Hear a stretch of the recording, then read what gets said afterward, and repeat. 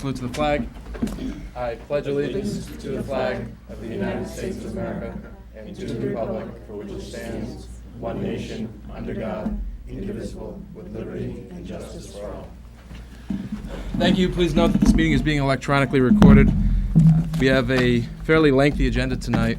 Our agendas tend to get more lengthy as the school year goes on and as we get close toward the end of the academic year, and we're certainly reaching that point now.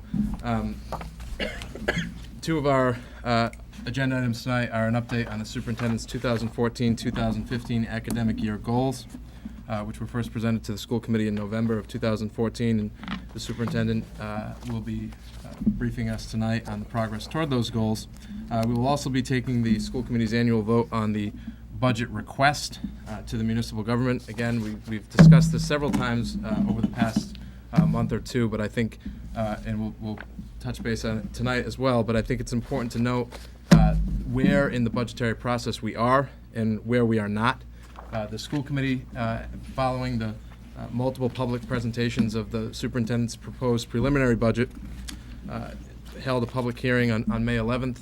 We made some cuts based on recommendations, cuts to the recommendations that were coming from the administration, which is, again, part of the normal process that we go through each year.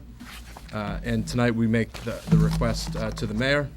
Soon, I believe tomorrow, the mayor will be sending his recommended budget to the municipal council.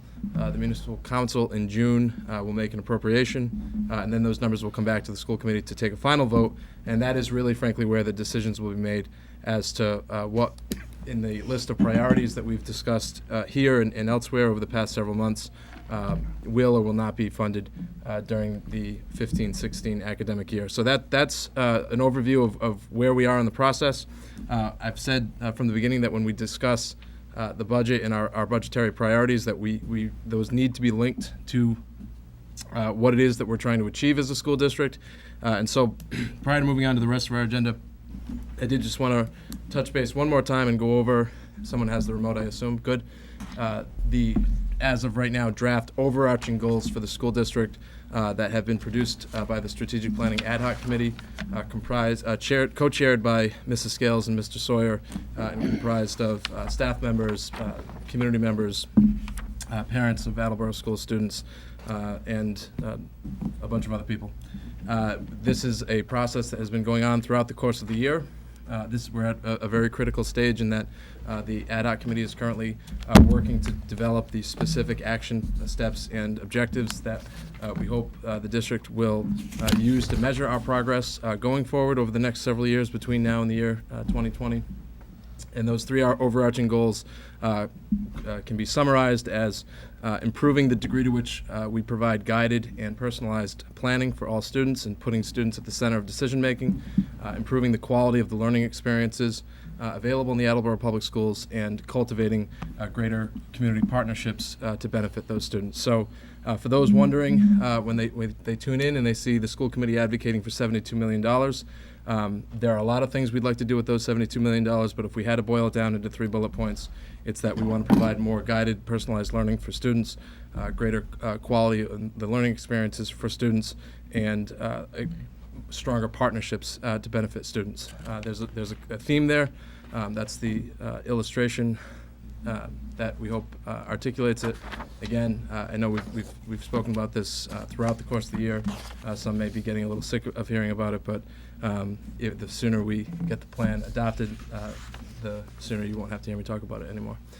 So that's strategic planning. I thought that was a good place to start before we move on to our next agenda item, which is the appointment of the new leader of Wamsutta Middle School. And for that, I'll turn it over to Superintendent Sheehan. Good evening, members of the school committee.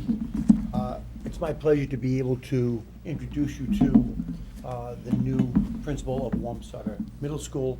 But prior to doing that, I would like to thank a person who led this search and the committee, which was Joan DeAngelis, and especially for the Wamsutta staff, teachers that provided the necessary screening and interviewing. We conducted a very transparent search. We wanted to make certain that the person was the right fit for Wamsutta. We conducted 2 sets of interviews, at the building level interviews and then central office interviews. I thought the committee did an outstanding job. Another member of that search and screening committee is also here. Lori Regan is here. She was part of that search, representing central office and the English Language Arts department. So without further ado, I would like you to be introduced to Joe Connor. Joseph Connor, in fact, was hired as a social studies history teacher in 2004 for the Attleboro High School. In 2007, he quickly became a leader in the school and was recommended to become a dean of students at the high school. And only 2 short years later, he in fact was appointed at the same time as the director of credit recovery.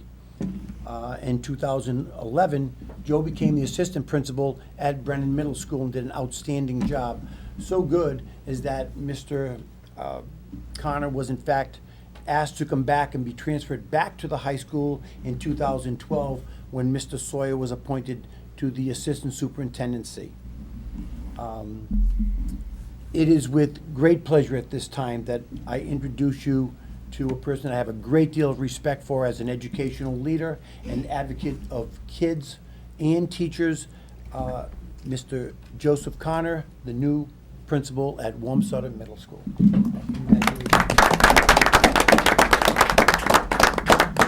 you, Mr. Chairman. Mr. Connor, welcome. Congratulations. Thank you. Thank you very much. I'd like to also thank Ms. DeAngelis and Ms. Regan and the rest of the interview team. I know that's a lot of time away from families to conduct the search. I'd like to thank the superintendent and the assistant superintendent for this opportunity. And I'd like to thank the staff and students of Wamsutter that I got to meet last Thursday. I spent a few hours over there, and everyone was very warm and very welcoming. And I think I'd like to extend the biggest thank you to Mr. Lamore, who's here, the assistant principal at Wamsutter, who, in addition to working very, very hard in the absence of a permanent principal, has taken the time to both be welcoming and professional and positive. And I'm confident we're going to be a really strong team together. I think that we will work diligently to set high expectations for students and staff alike, and then hopefully provide supports for those students and staff to reach those high expectations. And I pledge, as I always have for the past 11 or 12 years, to work diligently on behalf of the students and staff and families of Wamsutter. Thank you. Thank you very much. Again, congratulations. I think I speak for the entire school committee when we say that we're happy for you in this significant moment in your career with the Attleboro schools, but even more so happy for the people and the staff at Wamsutter Middle School. I think that I know you have middle school experience in working at Brennan, but I think the people there in that community will see soon how lucky they are because of the superintendent's choice and for your willingness to take that on. And the committee also obviously extends its gratitude to the interview committee and to Mr. Lamore and to Mr. Straminsky, who's filled in that role over the past several months. Mr. Sheehan mentioned that you succeeded Mr. Sawyer as the assistant principal at the high school, and it's very dangerous to sort of rank positions in terms of their importance because each person in the administrator ranks plays a very significant role, and certainly the district couldn't function without all of you and could function a lot better if we had more of you. But I do think it's worth noting that role as the point person for teaching and learning at the high school is particularly significant. That is, in many ways, sort of the intersection of everything of what the high school and what the school system needs to be about. And so I don't think it's a coincidence that those who have fulfilled that role in the last several years have gone on to take even greater positions of leadership. And so we're certainly happy for you. It's an excellent selection. I wanted to also say to the superintendent that the committee is grateful for the fact that close to 3 decades, in fact I think slightly over 3 decades of experience in the Attleboro schools have been added to the principal ranks just in the past month with the appointment of Mr. Palmer and now with Mr. Connor. So I think for those that know that the Attleboro schools are in various ways a unique place to work. and to live and to go to school. And I think that the degree to which you sort of speak the Attleboro Schools language will benefit you in the years ahead of leading that building. So, does anyone on the committee, Mr. Larson? Yeah, I think this is great, Mr. Connor. Obviously, I got to meet you when our paths crossed over at Brennan. I'm very excited for you, and I think this is going to be great for the Attleboro school system, and especially Wamsutta. So Thank you, Mr. congratulations. Thank you. Any other questions, Mrs. Scales and Yep, Mr. Withers? Congratulations. Wamsutta will definitely benefit greatly from your leadership. Thank you, Ms. Mr. Withers? Congratulations. I mean, from my limited interactions with you, you're a very impressive individual, and I think Wamsutta is lucky to have you. And everyone I've talked with who works with you on a daily basis or has worked with you in the past has been very complimentary. So I think this is another example of why it's good to have internal candidates take over these positions. And I wish you well, and very happy for the Wamsutta community. Definitely. And my experience of working with Mr. Connor along with Ms. Singer and Mr. Tyler is not quite as limited. Over the past year, we've had the opportunity to spend lots and lots of time together. And I think that throughout that time, it's become more and more evident that this was an evening that would be coming. And we're certainly, again, happy and proud. The last thing I would just say very briefly, and this goes for the principalship of Wamsutta and every other school, that these positions are extremely difficult. They are extremely challenging for a host of reasons. I think one of them is because the principal positions really do sit at the nexus between the on-the-ground experience where you're really dealing with the day-to-day grind and operation of the buildings and making sure that there's learning going on and that standards are staying high. And you're also expected to be keeping in mind the long-term vision of the district and the way in which we are trying to cultivate a district-wide vision that's based on progress. And that's frankly why I wanted to start tonight with our overarching goals, because that's frankly what we're paying people for, and that's what we're looking to strive toward, to try to become a better district. And that's not going to happen without having the high caliber of individuals like yourself in those roles. So again, congratulations. We look forward to seeing even more of you, although you probably think that's hard to imagine given the past year. But congratulations and good luck to you. Thank you. Okay. Thank you. Thank you, Mr. Connor.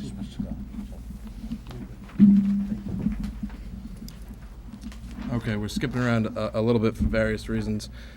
We'll go quickly now to open forum. Would anyone like to address the school committee as part of open forum? Okay, and that'll be the end of open forum. Mr. Flynn is here and would like to Yes. share some Attleboro events about what's coming up in the coming weeks. Yeah, so across the district we have a number of events. May 19th, Hill Roberts PTO meeting with officer elections. May 21st at 6 p.m. in the Bray Auditorium, AHS Scholarship Night, where the seniors will be awarded scholarships from community members. May 21st at Coelho, we'll be holding the Hoops for Hearts during school hours. That'll be for the American Cancer Association. On the 28th, the Studley Walkathon will be a fundraiser that'll be held. And then on May 29th at 9 a.m. In the Wamsutta Middle School cafeteria will be the DARE graduation ceremony. Beautiful. Thank you, Mr. Flynn. No problem. Well executed, as always. I'm going to hold off on the consent agenda because it's fairly lengthy, and I know we have some guests here. So, Mr. Furtado, if you could join the school committee.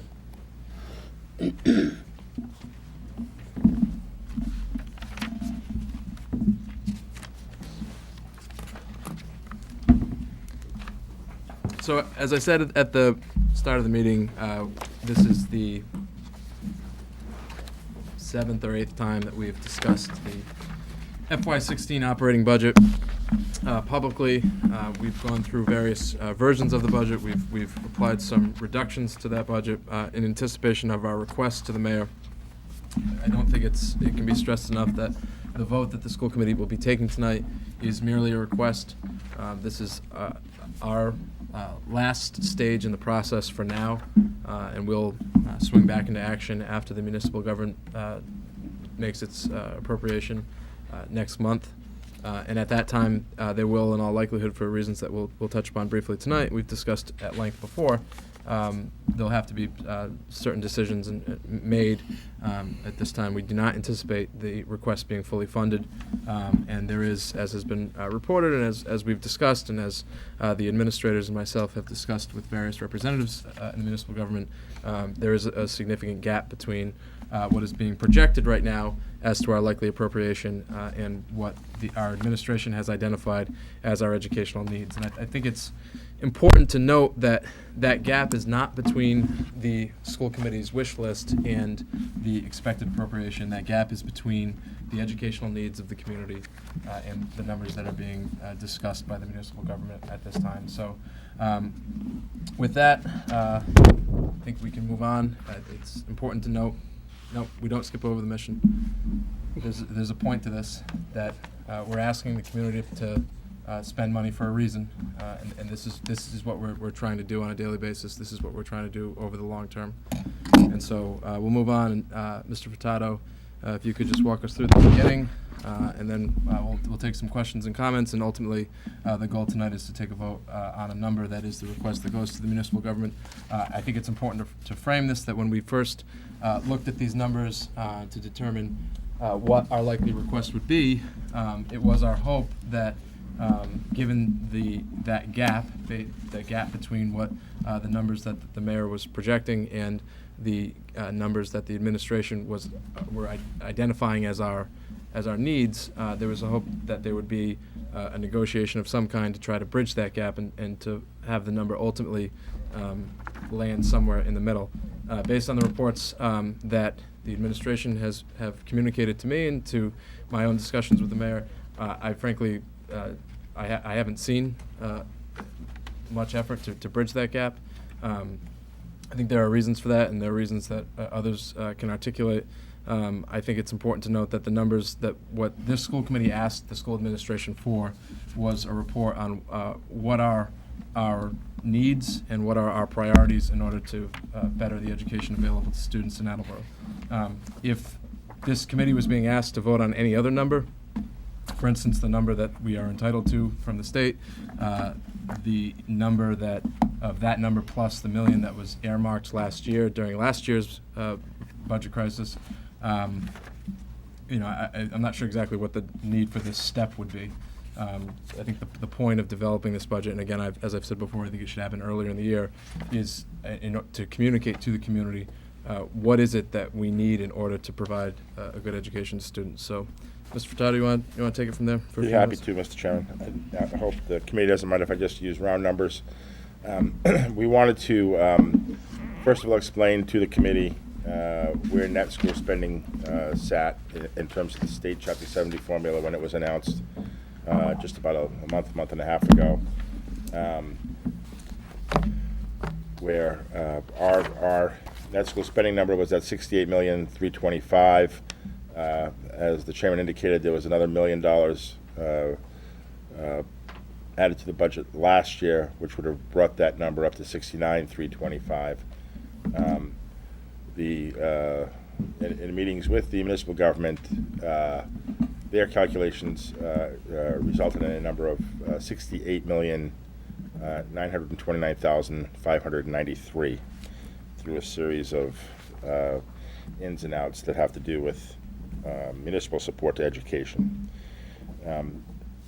We then sat down as a central office administration along with the principals and developed programming that we felt were priorities and needs going forward in FY16 that totaled another $2.4 million, which led us... I'll just jump in here Yep. quickly. And I think that this slide is particularly telling because it identifies sort of the journey we've traveled in the development of this the proposed request. And as you can see here, the arrows are not going in the direction that we want them to right now. And I think that if one were to look at this process that we've engaged in over the past several months and just take out an isolated time, for instance, if you were to just point to this conversation where we are not going to go over in painstaking detail how we've gotten to this point and how these priorities have been identified, then it could look as though the governing body of the school system has just picked out a number and has decided to show up and ask for it. In fact, over the course of several meetings, all of which have been in public, we have articulated, both the administration and the school committee, how certain variables have changed over time to lead to an increase in cost. And the reality is a 21st century education costs a lot more than a 20th century education. And so if we are going to properly fund the school system as a community, we need to start addressing our budgetary needs in a 21st century manner. Mr. Withers? The $2.4 million number is on top of the gap we have just to get to level funding. Is that correct, or is it 2.4? Yep, that 2.4 is in addition to a budget that would have supported level services to the school district. Great. And that's a very important point. And I think that for the committee's benefit, some of the percentage increases will be terribly relevant as the process moves forward on the municipal side. The initial budget brought to the committee just reflected our current state and the financial requirements to maintain that current state. And the kind of rubric for that is level service. We want to maintain what we're doing today. That's a $70 million budget and a 3.5% increase. And I think that's important for the conversation, but I think it's more important that the conversation doesn't end there. Right. Because to say, for us to, and look, what is a level service budget? What exactly is the number that we need? It is a moving target. We say that every time. When you're talking in the tens of millions of dollars in the way that we are, these things cannot be pinpointed to the penny. But when the gap widens to a certain extent, you can say with certainty, without getting down to the penny, that we're nowhere close to where we need to be. Right. And that's the reality. Right. And then we were directed by the committee to identify additional requirements that are going to be brought forward in FY17. Some of these needs and requirements have been identified in the past through the budgetary process with the school committee. Some of them are new and specific to changes that are going to occur in FY16, but again, they totaled another $2.4 million for a total recommended budget of $72,415,440. As the chairman had indicated through a series of meetings with the mayor's budget director and other people on the municipal side, it's become fairly clear that the proposed budget is going to be, by the mayor to the municipal council, something around $69 million, which is, $3.5 million off of where we want it to be for 16, and another $1.1 million off of just maintaining what we have.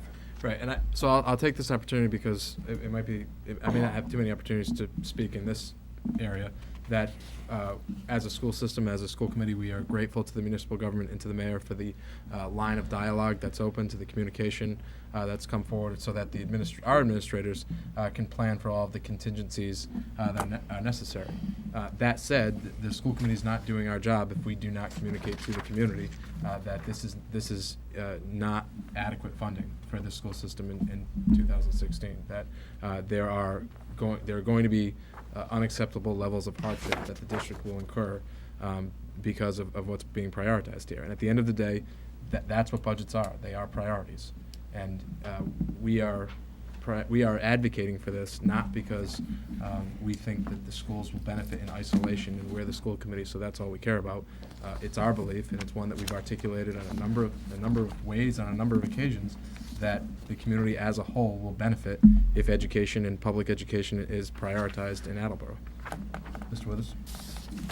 I'm assuming, hopefully correctly, that the $72.4 million proposed budget that we're talking about now has been, the reasoning behind it has been explained to the municipal government, the mayor's office, and also the level funding number has been explained to him as well? Yes, we had a meeting in the mayor's office Monday of last week, going over this very proposal.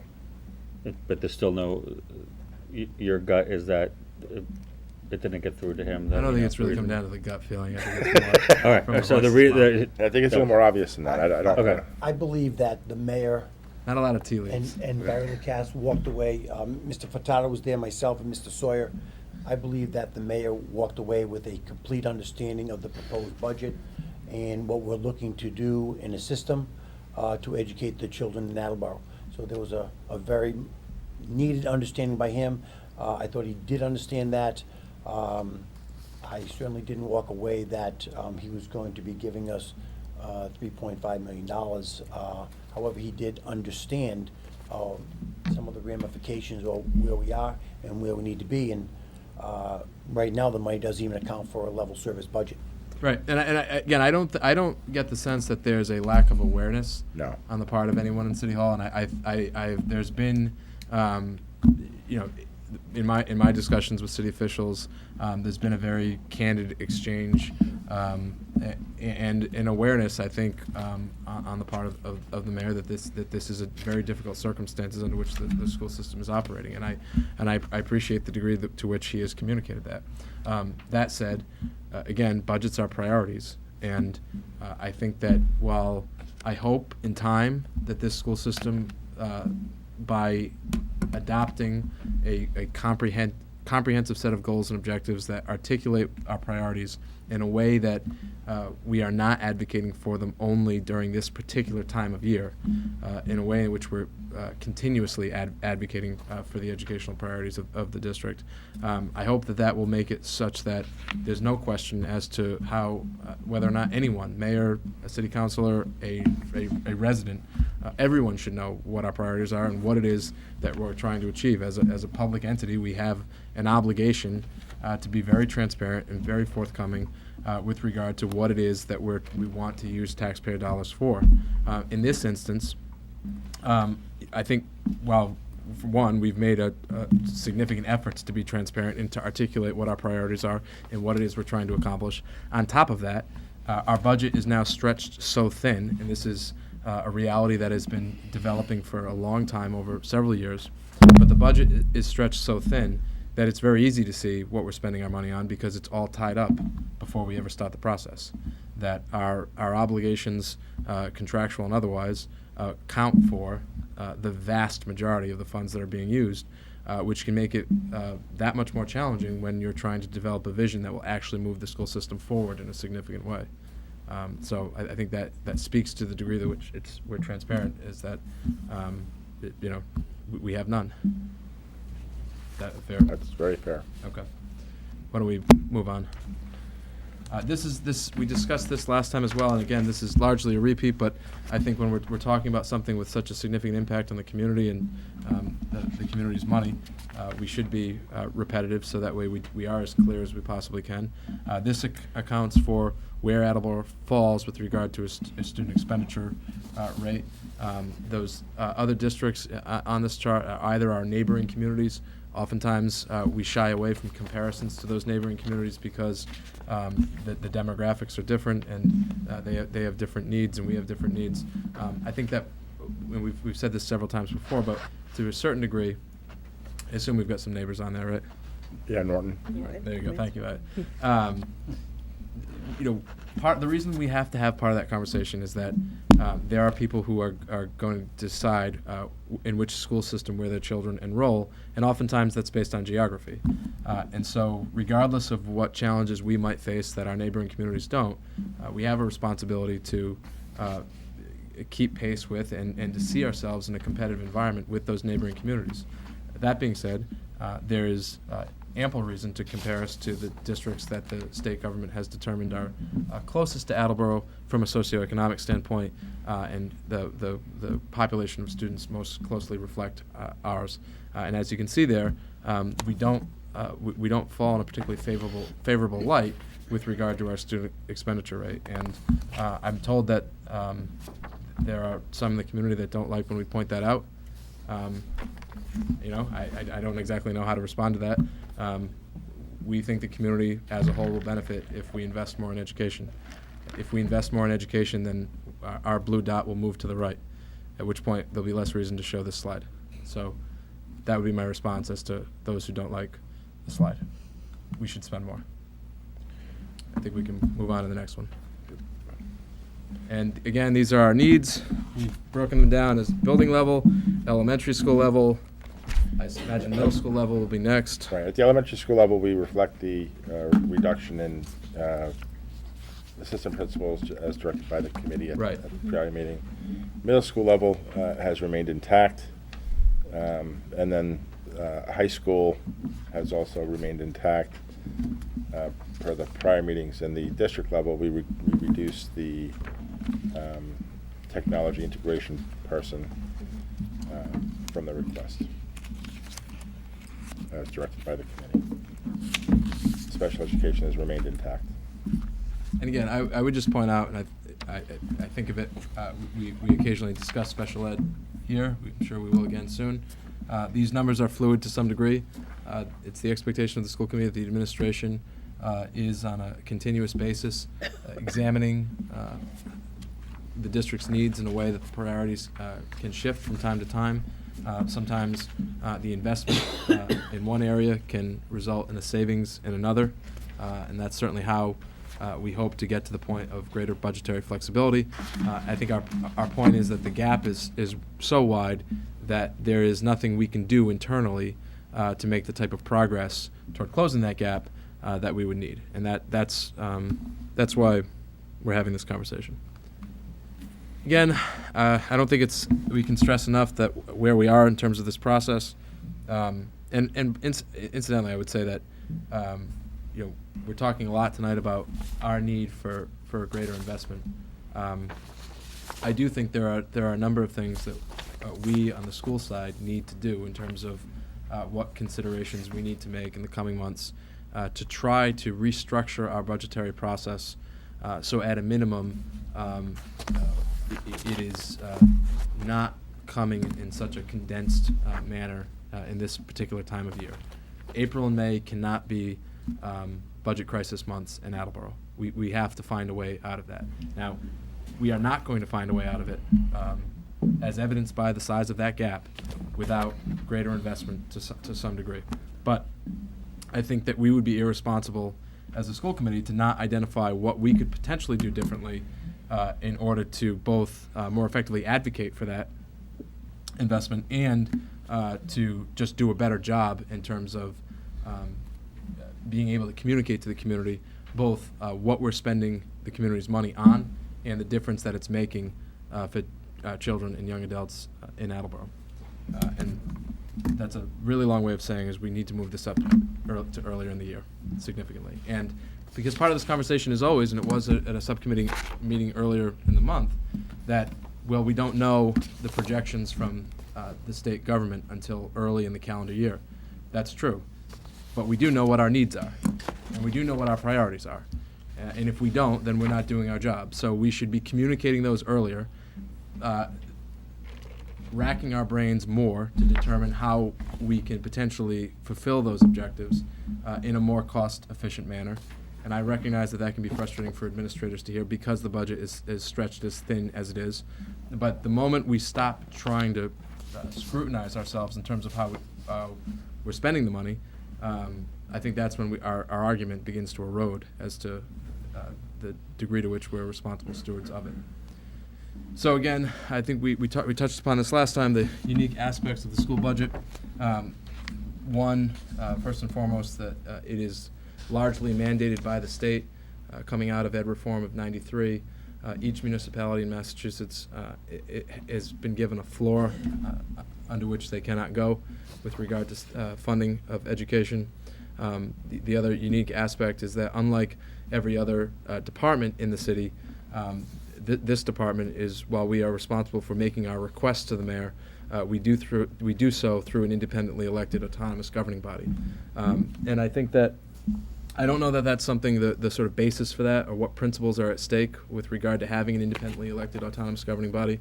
I don't know that we don't discuss that often, but there's a reason for it. The educational needs are unique amongst all others. First and foremost, the people most directly affected by them can't vote. So there's an added layer of protection that is needed because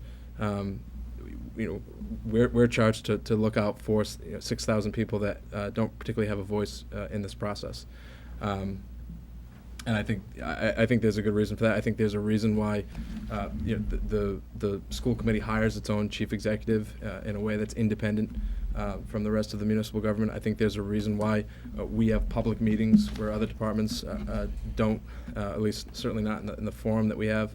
And I think that's because the city charter and state law recognize that school systems face challenges that other departments just don't. One of those challenges, more so now than ever before, is that our costs are going up at a disproportionate rate. And I think that if we could get past this constant state of budget crisis, perhaps we'd have more time to think creatively about how we can potentially do things in a more efficient manner. Mr. Withers? It's about the budget as a whole, and well, I would assume, hopefully that we have a municipal government or a municipal office that takes education and the education goals as seriously as we do, and that would indicate they'd be willing to work with us to meet in the middle between what we need and what net school spending is. And I'm hopeful that's what it is, because I think that's what a municipal government that took education, the importance of education seriously would do. Am I correct in assuming that the floor we're looking at is the net school spending dollar amount plus the $1 million that the mayor guaranteed for the schools going forward? Or is it a possibility that it's going to be less than that?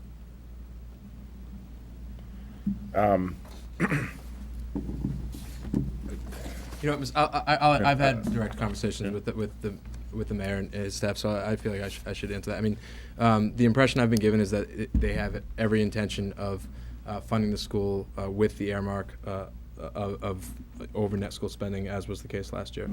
I've communicated our expectation that that commitment would be honored. That was certainly the understanding that the committee left the budget process last year with. The municipal government has communicated that to fulfill that commitment is a challenge given the economic circumstances under which they are operating. And I think it should be clear that this school committee is not cynical in the sense that we doubt there are significant budgetary challenges facing every department in this city. And as a component of the city, we want to be respectful of that, and certainly, I mean, one of the most heartening moments in again last year's budget crisis, and we need to get away from this being a yearly event, was when other department heads, whose departments might not have directly benefited from the revenue generating measures that were passed by the city council, came and spoke to the municipal council in favor of those measures in a way that would benefit the schools. I mean, that doesn't happen in every city and town. This is not about pitting one department against another.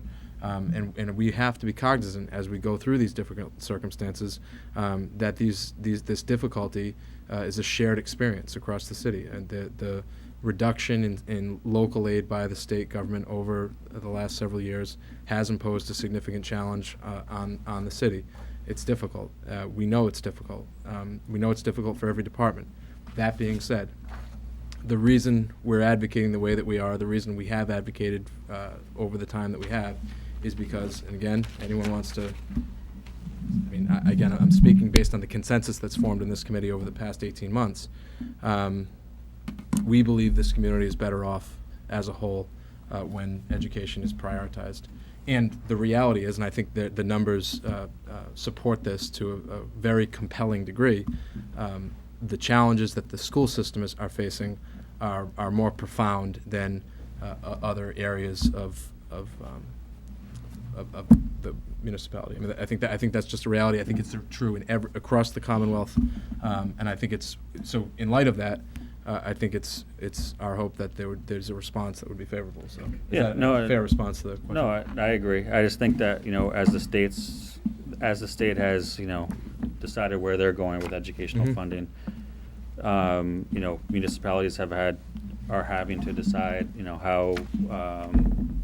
how important education is for their community, and I think that Attleboro is no different. And It's time for, Attleboro to decide, do we want to be a community that funds at the bottom of our level, or do we want to fund more? And any rumors around town that the additional funding that was earmarked for school is not earmarked for the schools is not going to the schools is unhelpful. And Agreed. I just wanted to make sure that that wasn't even a consideration, that we know at least what our potential bottom is. And as I said, I think any municipality that takes education seriously, that they would treat that as a floor, and hopefully we meet somewhere in the middle. Yeah, I would just want to add one other point too.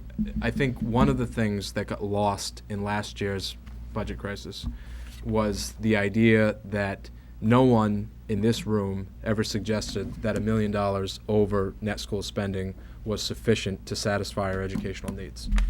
It was necessary to reduce the magnitude of the crisis, and it was a mitigating effect for which we are grateful to the mayor for proposing it, and for the municipal council for approving it, and for the restaurants for dealing with it over the past year. But the reality is, as evidenced by the information that we were just looking at in terms of what it costs and what school districts are spending to educate children today, we're not where we need to be. That's all there is to it. And it's not there's no one is making an accusation that anyone doesn't care about education, or that anyone is trying to make this more difficult. But budgets are priorities. And while it is within the mayor's exclusive prerogative to make a budget recommendation to the municipal council, we can't be a community that looks only to one source for ideas or priorities or opinions. And I think that's what's being voiced here, and I think that's frankly, I hope, something that resonates throughout the broader community, because the impact of not supporting the schools to the degree that they need will be felt throughout the broader community. Mr. Tyler? Thank you, Mr. Chairman. I agree with both sentiments, but I will say we have a very significant budget gap here. And of course, we don't want to take away from any of the city entities, but I think the schools work under a different set of rules. We have mandates because of Department of Education, the federal government, and a lot of those are unfunded mandates where we're trying to make up that gap, providing that service. I think we're at a crossroads right now about the value of education in Attleboro, as you mentioned, to get us in the 21st century. I can honestly say that taking a tour of this school last week, a total tour with my infrastructure subcommittee, provided by Jason Pimento, the school needs a lot. It really needs a lot. The lab sticks out on my mind, probably more than anything. We had a better lab when I went to North Attleboro High School in the late 70s. There's no doubt about that. We really need to get the forces together to adequately fund our schools. We're not doing it. We're not doing something wrong. And I agree with you, Mr. Chairman, we cannot have a budget crisis every year. There's different ways we have to look at things, and I think this committee is going to do so going forward. It's just very disheartening, some of the things I've seen, and I do apologize for bringing that on a personal level, but one of the questions I would ask Mark about when they're asking for the credits for administrative services in the tune of about $400,000. It's well known that the city of Attleboro is self-insured through their insurance, through Blue Cross Blue Shield. What that means is the city of Attleboro provides all administrative costs, and that yet they get a cheaper thing through Blue Cross Blue Shield. Would you be looking into hiring somebody like a personnel manager that can reduce some of these costs that are being charged to us, as in health insurance, payroll, etc.? I mean, if we're going to pay a personnel manager $110,000 and it's going to save us $150,000, well, we're on the plus side. So, I mean, should we be looking at things outside the box so the city cannot credit us with things that we could do in-house? I don't think a personnel director is going to retire some of the support the city is giving us. The city by state law, is allowed to take a dollar credit per student. So the state establishes. Not $1 though. No, Obviously. no, it's not $1. It's I think this year was I thought that was pretty fine. $117 per student. But so the state establishes a rate by which municipalities can establish, without doing the detailed work behind it, an estimate for the support of the schools based on this rate. So in Attleboro's case, that's a significant cost, about $700,000 credit that the city takes for support of the schools. And a personnel director wouldn't change that. They would still be eligible to take that credit and would still take that credit. So there's no reduction on that side at all. I don't think a personnel director would be terribly effective managing health insurance costs either, because there's simply not a process for multiple inputs in that process, in those determinations.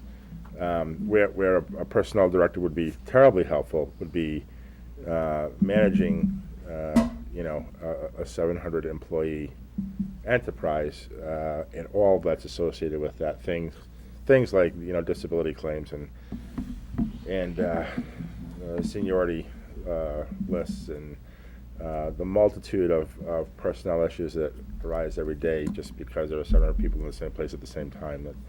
That's where the impact would be. We wouldn't be getting any credit back from the city by filling that position.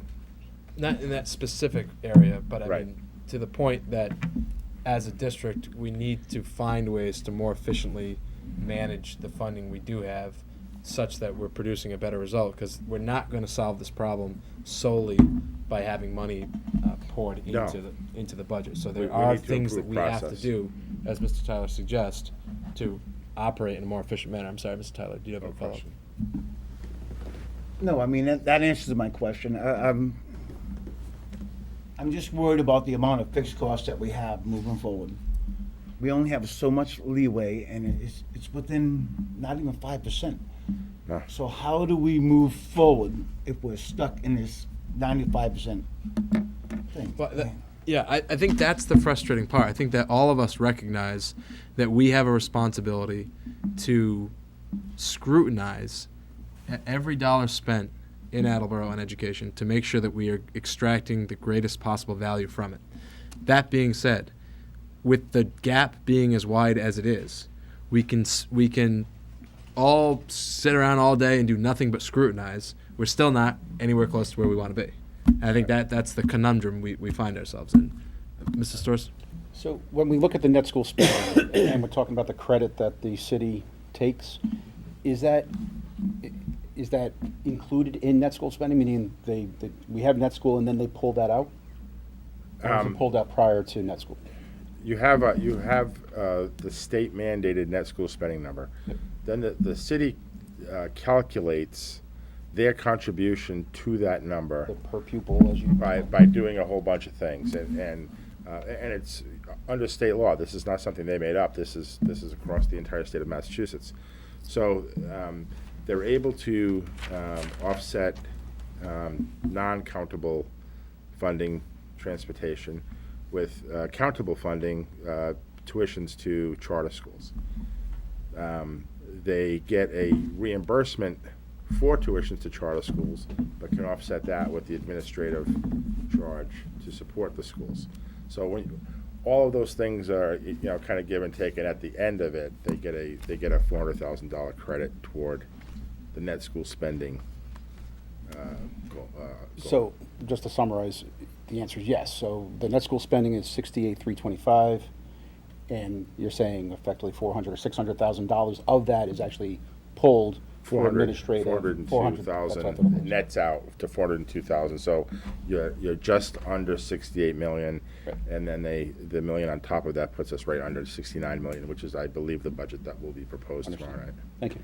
Mr. Withers, then Mr. Tyler? I guess what concerns me, and I think we all understand that the school department budget is the biggest item on the municipal budget, but it feels like our employee, the school employees, the unions, the non-union employees, take the hit every time. They get the smallest raises every single time, if they get raises, period. If there are any layoffs, it comes from the schools every time. And is that the way that community is that a way the community wants the municipal budget to work every year, where it's the school system that is taking the brunt of any budget crisis the municipality has? School department budget should be a budget that the municipality looks at each year to try and find ways to spend more to improve the school system for our students. It should be the area where we look to improve our situation because it brings families to our community. It puts our community in a good light. And to have it each year be the area that takes the brunt of the municipal budget crisis is problematic to me. And this is only my second year dealing with this, but it's the second year it's happened. And I remember it, before when I was thinking about running. And is that what we want to be as Attleboro, where every year when there's, well, let's see where we can cut. Well, we're going to cut in the school department. Yeah, I want to be Problematic to me. very careful with it. I think if you look over the past decade, there was some ebb and flow. I think on the municipal side, during the worst times of the recession, I think their struggles were greater, and I think they're, again at the time, we had a little bit more flexibility to deal with that. Because of funding that came from the federal government. Because of the federal support to schools specifically. So, I think the municipal employees have had their rough patches over the past decade. I think what you say is true. I think it's unhealthy, say, to go into contract negotiations with school employees with the goal of, coming out with the smallest number possible. That's really shouldn't be an objective, because they do. Well, I'll just jump in briefly, Mr. Furtado. And no one has gone into with that big. No. Yes, but when we say that has been the result. It has not been the goal. And some say that is the result, and we should be proud of it. As No. I've already said, Yeah. we're not. No, It's a and mistake. But thank you. the notion So that- I think to the point, historically, Mr. Withers is absolutely correct. That historically we've had a priority problem with regard to where do the schools fall in the community.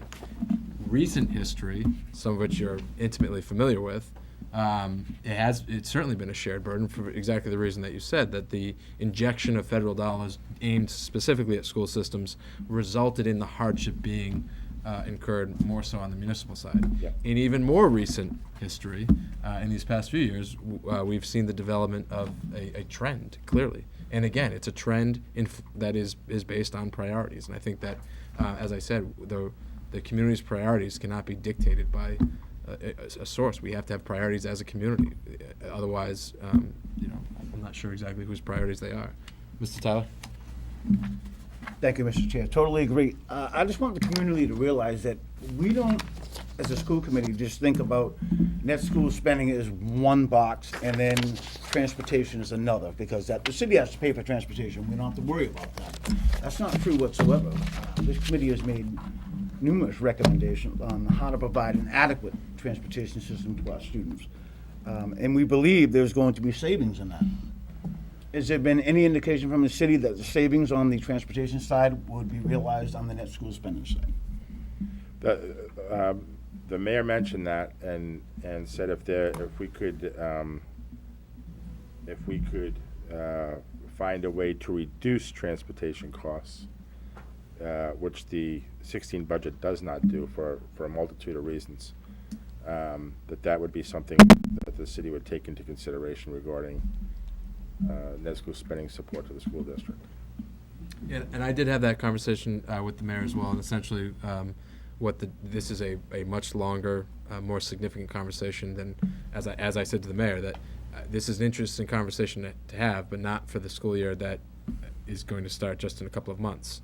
that a change in the level of service that we provide as a school district, it should be noted that it would, for something that we believe as a school committee would benefit the community as a whole, would disproportionately impact only the population of the community that is directly connected to the schools, and frankly, even a subset of that population, about somewhere between about 2/3, I guess, based on 4,000 riders and 6,000 students. But as I said, if we're going to look at these issues in a very systemic way and recognize the fact that we've got a long-term structural problem in terms of the level of funding that is supporting the school system, then I do think it's something that we should discuss from a long-term standpoint. However, in order to avoid the exact problem we are to some degree dealing with right now, that problem being the suggestion that somehow through the earmark of $1 million over net school spending, that somehow the schools are therefore adequately funded, I think we have to go into that conversation recognizing that it is not realistic to produce savings on the transportation side that could resolve the issues we're talking about. At the most optimistic numbers of savings, if you were to reduce the entitlement level of service and transportation, would still, and Mr. Furtado, correct me if I'm wrong, but I know I'm not, so maybe just don't bother, would be below $1 million. And in a world where we're 3+ short of fulfilling our priorities, I think it's worth having a discussion, but only if there's going to be a recognition within the municipal government that this is not a cure-all, this particular part of it. Yes, it's not going to get us to where we need to go. Right. And so the problem is that when we start talking about that, and if we get everyone on board on that, and then we spend all our capital, and we significantly reduce the level of transportation service that students are entitled to, that's fine, and we've produced a modest savings, and we apply the modest savings, and we have no capital left to advocate for the schools, and we still don't have enough money to run the schools. And that's not a particularly favorable position to be in. And so if the municipal government wants to have that discussion, I think we should welcome it. But it's going to be a complicated discussion in which there'll have to be sacrifice that is spread out, much like the benefit of a quality school system is spread out throughout the community. Mr. Tyler. Thank you, Mr. Chair. I totally agree with your comments. I just want the public to know, I hope they will support the budget the school committee has put forward for FY16. Something we all need to remember, if they think they can go to the last municipal county council meeting, I'm sorry, and make changes to this, that's not the way it works. The changes have to be done now to try to get the mayor on board about the funding that we need for these schools. The municipal council in the end can only deduct, they cannot add. So it's just an important message to be brought out there. If you want to support the schools and the budget, the school committee and the administration to put forward, we need to have that support now because as it gets into the final stages of it, again, it can only be reduced, it cannot be added to. So, thank you, Mr. Chair. Thank you, Mr. Tyler. Mrs. Storrs. With that in mind, knowing that the mayor's recommendation is going to the city council tomorrow, could we receive just a brief overview of what we would have to be looking to cut if indeed it is, as you indicated, possibly around the 69 million? Knowing the numbers that we put up, what things are we looking at? And I'm fine if the administration wants to respond to that, but I would Briefly. just say that I think it can be dangerous to speculate. We're a month away from having to make those decisions. It continues to be our hope to find, if there isn't going to be a compromise, which it doesn't appear to me that there will be, we have to, it's the expectation of the school committee that the administration will endeavor to identify the most responsible way possible to put that budget together. And I'm more interested in the administration having engaging a thoughtful process in which those recommendations come to the school committee after a significant amount of scrutiny amongst all of you and all the different department heads. But certainly, I think we can imagine that the central office administrator positions those aren't, I mean, those are not going to make it to the final implementation of the budget. We have class size issues now. We'll continue to have class size issues, and they will potentially be exacerbated. We have support positions that will be vacated through various means that we will be unable to fill. Are there any other short summaries that you'd like to provide? I would just say the keeping in mind committee- that your real obligation is to have a thoughtful process by which you can come back to us with. I got you. I'm personally not willing to speculate at this time, because I think that speculation would be very detrimental to the school system at this particular time.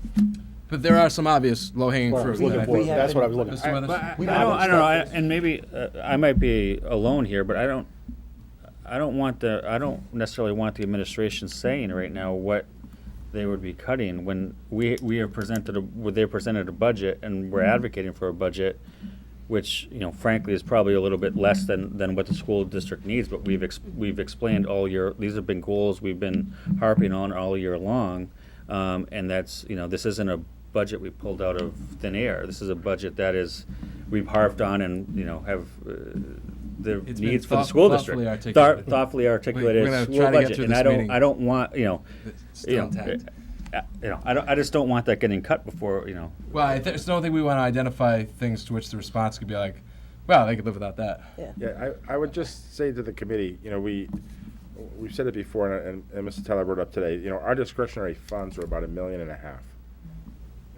You know, supplies, Yep. books. The committee's already heard the horror stories this year where Coelho had no copiers working for about a month. No copiers, not one down, all of them down. We had 2 schools in that circumstance. We've got, you know, those kinds of issues throughout the district. So if you take our $1.5 million in discretionary funds and try to cut that, those kinds of problems are not going to be able to be dealt with at all. You know, the concept that there's low-lying fruit, I would take great exception to. You may have had that at one time, and you certainly did. Again, when I managed this thing through the recession, we were able to do that. We're going to have to make some very, very difficult decisions, and there's no obvious place to go. That's the answer I was That's looking the for. point, that this is a problem that's been growing for a significant period of time. As we started the first school committee meeting of the 14-15 school year, we went through where we were from a class size standpoint at each grade level and at each building, and we're not where we want to be. No. And that's a real problem. And you know, this is going to exacerbate that. There's no getting around that. Mr. Larson, then Mr. Teller. Yeah, I mean, I agree. I don't think this is the time and place to get into those conversations. I mean, I think we have to just kind of step back and remind ourselves it's our obligation to supply to the city our recommendations for what we feel is best for moving the school district forward in a way that when we listen to the experts talk, this is what it should look like. And this is the number that we think supports what the experts are telling us that things should look like. Now, I mean, we're all realists. We know that it's going to take a while to get to that point. And, you know, we need to continue to take steps and go in that direction. And, you know, I think the city council and I think the mayor's office are supportive of that. But, you know, quite honestly, it's going to come down to the city residents of Attleboro, and I've said this before, that they are going to have to collectively determine what they want to see the Attleboro School District look like. Because ultimately, they're going to be the ones making the decisions at different places and at different times to fund the district at a certain level. If they continue to want to fund it at this level, we're going to run it at this level. If they're ready to take it up a notch, you know, and go to where we think we ought to be, then we're going to do that. But none of this, in my opinion, I don't think is going to happen until the city as a whole has decided that education means that much to them, that they're going to make that step. And, you know, I think we can talk it around. We can think that it's this person. We can think that it's that person. I mean, I don't personally think anyone in City Hall has a big problem with education in Attleboro. I think just until all those revenue sources are there, and until, the city as a whole, I think, makes it a general priority, and tells the people in City Hall that they want it to be a general priority, and City Hall will tell us that it's time to make it a priority. We're going to continue to live, I don't think as a crisis, but I think it's going to be a condition that we're going to continue to live in for a while. Not something that I'm happy about, but I think, until that time comes, this is kind of where we're at. No, I think that's exactly right. The only add-on I would say is that I think one of the unique challenges that school departments face more so than others, and not to say the others don't at all, but more so than others, is that you can't stand still in education. That if you were to decide we're okay if we plateau here and we'll just stay put, we're already doing quite well. We beat the state averages in a variety of metrics, and that's nice. The problem is if you don't continue to invest, standing still isn't really an option, and I think that's the challenge that. No, if you look at what we're spending per child and what we're getting from a scorer's point of view, and I hate to make that be the only way to evaluate it, but we're doing very well. I mean, the district is doing very well from that point of view. But it's a matter of how do we continue that? Yep. And that's where my concern becomes. Yeah, and that's what I would say is that to continue it, you can't stand still in any way. You can't stand still in your teaching practices. You can't stand still in your creative thinking. You can't stand still in your financial investment. You've got to keep moving forward. And I would just say I agree. We don't measure our success just based on test scores. I would say, give us any type of measure, whether it's how well students perform and from a career and technical education standpoint, the various competitions they engage in, whether it's more intangible ways in which people that have experienced some of the vibrant building cultures at Wamsutta and other places. I think we at Wamsutta is our most represented here tonight. So that's how we measure our success, and we do well, and we'll continue to do well. But the community is rolling the dice in a way that I think is quite wrong. And runs a danger that I don't think, frankly, the community wants to run, and I don't think we should. But Mr. Tyler? Thank you, Mr. Chair. I just agree with both aspects of Mr. Larson and yourself, what you brought up. In the end, we will present a balanced budget. I think we have to do. We don't have a choice. I think just a final point, not to beat this thing to death, is what Bill said. It's been amazing what we've been able to do with the dollars that are given to us. Imagine what we could do if we actually had more dollars in the city of Attleboro, how much we could progress this system. Mm-hmm. I think we could be one of the best in the state. And I thank you both for your comments. I thank you, Mr. Chair. Thank you, Mr. Tyler. And that's certainly the success is certainly a testament to the professionalism and to the commitment of the staff, who certainly should be prioritized in a way that they're not with the numbers that we're talking about. So I think with that, I'd like to entertain a motion to actually make the request. Mr. Storrs. Yeah, I just want to say, I didn't want anybody to misunderstand my question. It's not that I'm advocating to change our recommended budget at all. I know. You know how you can prove that? In a moment when I vote. In a moment when I vote. But what I was trying to say was I was trying to go off of Mr. Tyler's statement that as of tomorrow, all city council can do is reduce the budget. The timing is such that as of tomorrow, we may have to deal with a multi-million-dollar deficit. Right. And I wanted to get that point across. So the timing is such where it's between tonight and tomorrow. Well, again, and nothing's changing tonight into tomorrow. The one thing that we can express our gratitude for is the clarity with which the city administration has communicated their intentions. Their intention is to fund this district significantly below where it needs to be. And I understand that there are corners of this community where disagreeing with that is frankly not allowed.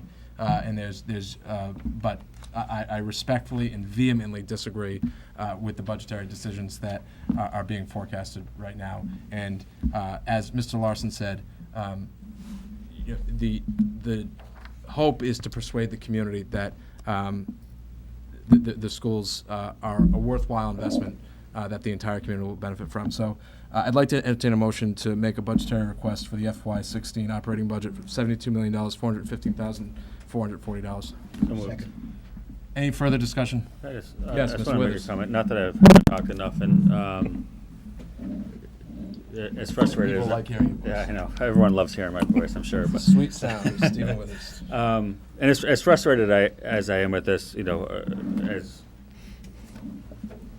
this budget that we're putting forward, as we said, this is a needs budget that we've been sending forth all year, and I think we needs to know that anything, to the extent there's not any negotiation back and forth or any, meeting in the middle here, I think is needs to raise question about what how much of a priority education is. Because to just say we're gonna do net school spending plus $1 million, if that's what it is not appropriate in today's day and age. And I think we have articulated for a while why we need this budget, and I think we've said that we expect to be in the middle. And to the extent that I've heard that we don't expect there to be any moving our way, I think is more than disappointing. It's disheartening for the community, and I expect the municipal government to come somewhere in the middle. And to the extent it's not I'm not going to be happy, and we'll express that at the next meeting. Sure. Thank you. And again, I think that's a good point to close on. And the reality is, as you said, this is a needs-based budget. The school committee has endeavored to develop a budget proposal based on what our needs are. And I think, frankly, it's the expectation of the community that budgets are based on need, not based on what is legally or politically feasible. And I think that, that's frankly where this divide is. So any other further questions? All in favor? Aye. Aye. Opposed? Abstentions? So our budgetary request to the mayor is $72,415,440. I'm not reading that correctly, but it's in writing, so it's good. And the administration will communicate that. And again, understanding that we have every expectation that the number will not ultimately be 72 plus. It's our expectation that the administration will endeavor over the coming weeks to identify how that gap will be bridged, and further that the committee will be kept informed, and where decisions need to be made, they'll be brought to our attention as promptly as possible. And we'll have some scheduling discussions in order for that to happen in the near future. So anyone from the administration have anything else to add? Okay, I think we're just going to take a 5-minute recess, and then we'll reconvene.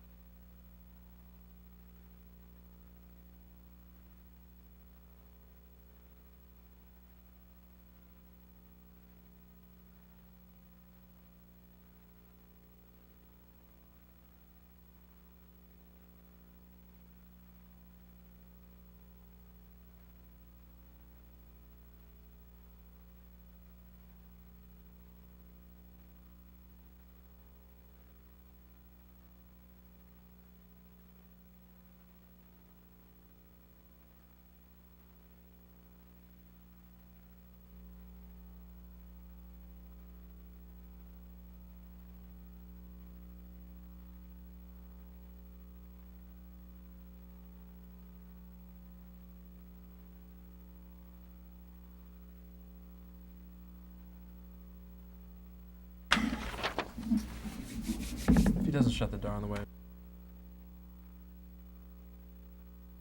Joe, you're on that, right? And we're back. And our next agenda item is an update on the superintendent's 2014-2015 academic year goals. Mr. Sheehan presented these goals to the school committee in November, and I have asked him to brief the committee on the progress toward those goals, give the opportunity for the committee to ask questions, and so at this time I'd ask the superintendent to please walk us through this presentation. Thank you. I would be remiss if I didn't say that the superintendent truly doesn't take credit for instruction and learning credits as well, only because, as was quoted by a person tonight, Mr. Lawson, that we're doing very well. We're doing very well as a district because this school committee has invested in the appropriate people as educational leaders regarding teaching and learning. So we would not be where we are academically without the efforts of Lori Regan, who's the ELA curriculum coordinator, Joan DeAngelis, who deals with student services and the ELL population, et cetera. Linda Ferreira cannot be here. She had a sudden death in her family. But, and to a large degree, we have hired some great teachers in this district, and they continue to serve our students every single day. And over my extensive career in education, Mr. Sawyer ranks as one of the top educators that I have seen with regard to teaching and learning and the expertise and the strategies around teaching and learning and moving a district forward. I've seen him now for almost 2 years deal with our teachers, our coordinators, our people, the amount of time and the energy. We are where we are because of his dedication to this endeavor. So when we look at the first goal associated with instruction and learning goals to increase achievement, proficiency for all students in the Attleboro Public Schools, and ELA and mathematics as measured by MCAS, Mr. Sawyer and with his team, if you will, would you just go through exactly what has taken place? My job really is to support them, to guide them, to give them the big picture, what they need, and where do we go from here, and how do we make sure it gets from the strategies to the individual students within the classroom on a day-to-day basis. Thank you, Mr. Sheehan. As the slide indicates, one of the first things we're doing is always working on our curriculum. This year in particular, we've worked on grade 7 math, through a thorough analysis of the data. We've identified issues that we realized we needed to improve on and make some changes, and we've identifying as part of the job. The next is to make the changes to the curriculum itself, and then having the teachers actually do what those changes are is the last piece of it. And Linda is been very involved in that whole process. Grade 3 and 4 math tapes on multiplication fractions used based on teacher input. As the parent of a 4th grader, I'm here to tell you what they're expected to do in math is far greater than I know I was doing at that age. Probably even older, right? Thank you, Mr. Murphy. Yes, probably. It wasn't a shot at you. I don't know if you're mad. We'll work on your delivery. That's what that's what I hear about 4th grade math. No, it is really phenomenal, and it's not just something I see at home. The kid, what we're asking kids to do in classes, and you go in and observe, you can see it every day. The level of their mathematical thinking is stunning, and it far exceeds what I saw, honors high school students able to do when I came to work here in the 1990s. I guess that was the point I was going for, so maybe that's a better way to put it. And then Lori can talk about the LA model curriculum units. The model curriculum units, we've implemented about 18 of them in grades 1 through 7, We've been doing this since 2012 with the Literacy Partnership Grant that we've acquired. And all of these units have a very high level of text complexity, and the lessons are flexible for teachers so that they can modify them according to student need, the students that they have in front of them. And as a tribute to our implementation of these units, the Department of Ed has asked us to present to demonstrate our rollout of the units, as a model for the state. Right. You will be presenting that, or you have? I have, yeah. Okay, great. Another thing is we'll be offering algebra at the grade 8 level here at the high school next year for a select group of students who will be able to extend their school day by Sure. starting with the high school in the morning and then going off to the 3 middle schools from there. That will, we're very excited about this. This will allow that group of students to have basically a 5-year high school mathematics experience, which I think will really put those kids on quite a trajectory for their performance in calculus. Do we have a number yet as far as how many will be affected by that? Well, it Be able depends to on how many participate. take us up on the offer, Okay. but we have The potential. identified how many students who we Okay. think are appropriate for that program, and that number is in the low 20s. It's around 20. I have a question that's sort of clearly straight from the laity. Why is it that the advanced programs that we've had historically, and now we're trying to reconstitute to give students the 5-year accelerated experience, are always concentrated in math? Is it the case that there are not ELA programs available that we could identify students who are at advanced rate who might be able to participate? And is that something that has been explored in the past? I mean, the Is it- simplest answer is that math is the one subject where we actually have levels in middle school. Okay, so it's just the uniformity of what's being done. But I mean, But to your is there an point, argument we that we need should to- differentiate? We need to do more of that, absolutely. Okay. And there are actually, long-term plans and being discussed. I was at a meeting earlier today in which we talked about such things. Yeah, I didn't know if it was the case that the discipline was such that it just lends itself more in one area as opposed to another. But if it sounds like it's more a sort of the way in which the disciplines have been managed from a curriculum. Well, there is something standpoint. about math which makes it the one. Yeah, more There's a reason why sequential. it's the one we level. Yeah, I'm sure there is. But there's also a reason why we never change anything, and it's mainly because we never have real conversations. But that's a different story. Well, we do have real conversations on this side, because Maybe it's just the school committee hasn't. We don't have real Because- conversations. If we because- didn't have to spend our time fighting for money, we'd have real conversations. But Yeah, you get that one in. In science, when we look to develop, as we've seen, the potential cut of a science coordinator, I think we're looking at, that is the next easier progression, because you have different levels with regard to science in different types of sciences that you go into the high school with. So as much as we're looking for mathematics students to be able to take Calculus 1 and Calculus 2 and take the AP exams, et cetera, we're looking at the same thing in Chemistry 2 and Physics 2, be able to advance those science students as well. That's not to say that we don't think that students can reach those higher levels of writing experiences and analytic experiences through English language arts as well. I'm not saying that at all. Mr. Larson.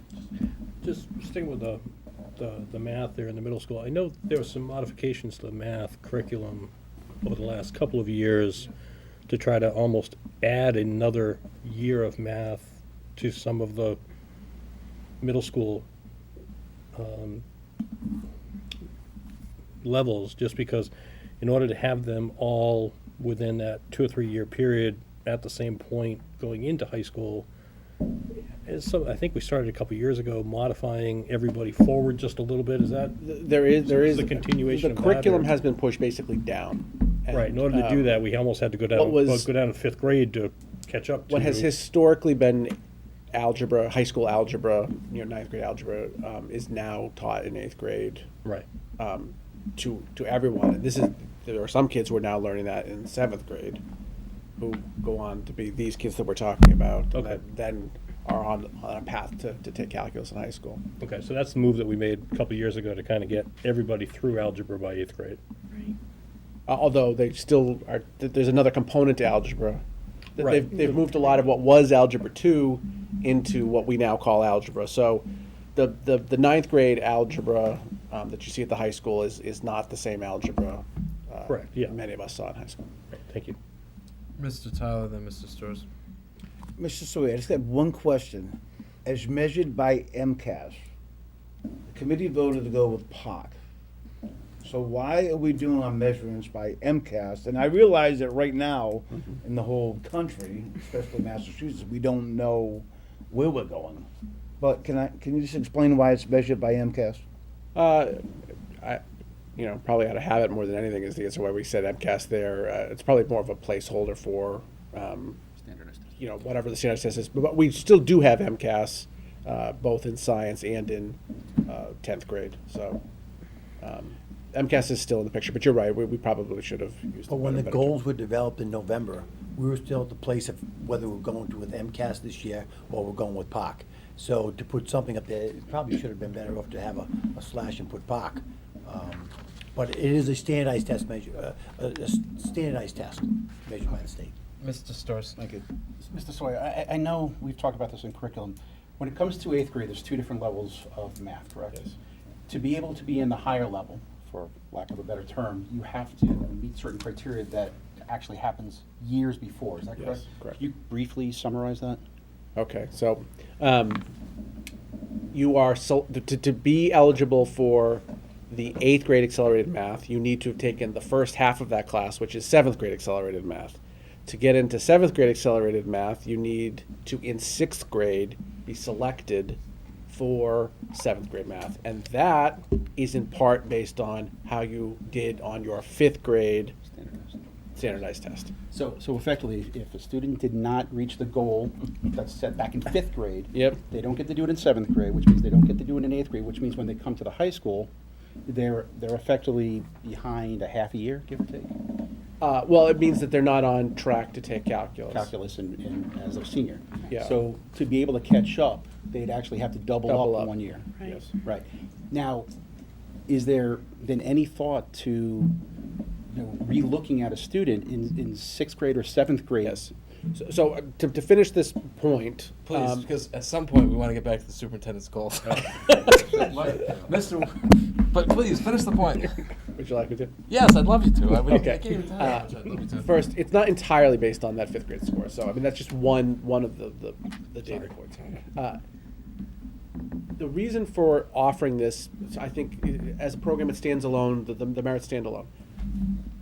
A added benefit is that in any given year, the number of kids who are appropriate for the 8th grade class exceeds the number of slots we have by offering one class in each school.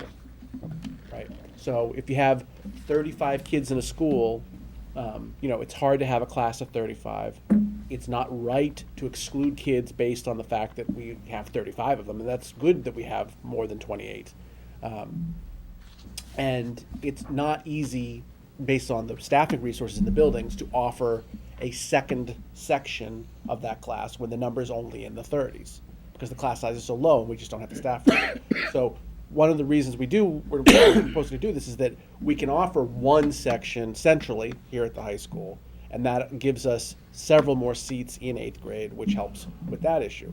But this also, to answer your question, now by moving those kids to the high school, creates seats in 8th grade, which has allowed us to identify students who, as 7th graders, we realize should have been involved. We can catch them up in part and then get them into the 8th grade class, which before they would not have been practically possible. So we are benefiting, basically 3 different groups of kids. Thank you. Mr. Withers, do you have a question with regard to the superintendent's goals? Well, yes, more of a comment, and I apologize to the extent that it rubs anyone the wrong way, but I think it's a night for that. So that's enough for that. To his credit, the superintendent has a lot of goals. I think we just have gotten off topic, and I don't want to be here all night going over the goals. And it was before Mr. Storr's question, so it's not in response to his question, but we're way off topic. I'd like I to know. go through the No, goals. I'm well aware. Okay. Painfully. Yes. So why don't we get back to the superintendent's goals? And I don't exactly know where we're going to try to pick this up, but Mr. Sheehan, since they are your goals, if you could. The reality is that, once again, the superintendent doesn't and teach every single day in the classrooms. He has people who are very capable of doing this material. And I knew that the school committee and the community would like to know what in fact we're doing in teaching and learning. Yes, So, it- as we continue, It's the center of what we're doing. thank so. you, it is. So, when we look at, how do we achieve, the proficiency for all of the students, we looked at our participation in the literacy partnership grant, and we provide that professional development for the implementation of the model curriculum units. And that currently is in grades 5 and 6. And, you know, we have students who read Bud, not Buddy, in grade 5. And the reality is that the teachers in the classrooms take the instruction from our curriculum coordinators, which is designed at central office with a team, and it filters down from that point to what we do in the classroom. We make sure that the curriculum meets the standards, we make sure that's in the Common Core, and we participate from that point on. And then we have the specific things going on, for example, that Warm Sutter's teachers from all grade levels and content areas participate and support variables for all learners. Because we target things from MCAS of where we have some difficulties and concerns, and we then take that data and we bring it back to central office. We look at the teaching and learning aspects from our coordinators, whether it's ELA and mathematics and Mr. Sawyer. We go back to the schools and we provide professional development for those teachers to ramp up those students' abilities in those content areas. Ms. Regan, is there anything about this? Because I know this was one of the slides that you had a lot to do with. So, as I mentioned before, we participated in the Literacy Partnership Grant, but also we participated in the Massachusetts Tiered System of Support. And with that grant, we are implementing 2 initiatives throughout the district. One is Positive Behavior Intervention and Supports, and another one is Universal Design for Learning, or UDL. And some of the schools in the district, and soon to be next year, all of the schools in the district will be participating in either initiative. Can you expand upon that a little bit? Maybe just give some. What does that look like on the ground level? Is it concentrated in either elementary or middle? So it's a little bit of It's both. going to eventually be both. You just said Yeah, it's both.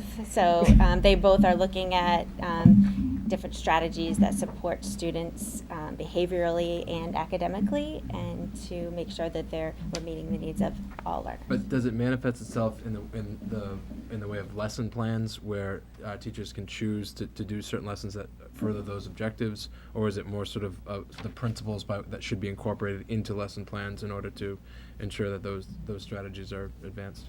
So it's based upon major principles, but then those principles are then broken out into specific checkpoints. Okay. So, for example, in Universal Design for Learning, specifically, one of the principles is student engagement.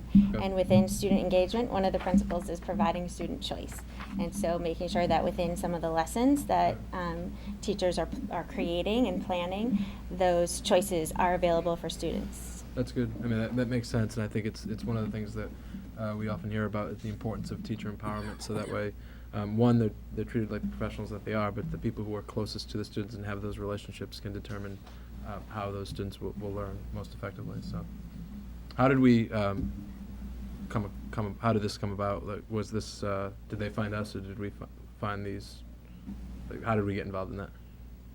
I believe our student academic and support coordinator Okay. wrote the grant for it. Okay. And we were considered a pilot district. Okay. So the Department of Ed is working closely with us with the implementation of this grant. Sure, thank you. And I think that's important to point out, because one of the priorities that we've discussed a lot in the past, and I know it's been a theme that the administration has communicated often, is the need to be innovative and forward-looking, and to constantly be looking for new ways in which students can benefit. So, thank you. The second goal that is in this area actually came from 2 years ago with the completion of the surveys by the parents and the community and teachers in the Attleboro Comprehensive Assessment. And that was the understanding that we really needed to narrow the gap, the achievement gap with ELA and mathematics for all groups of students, all those subgroups, as determined by DESE, and having that data. this has been a focus.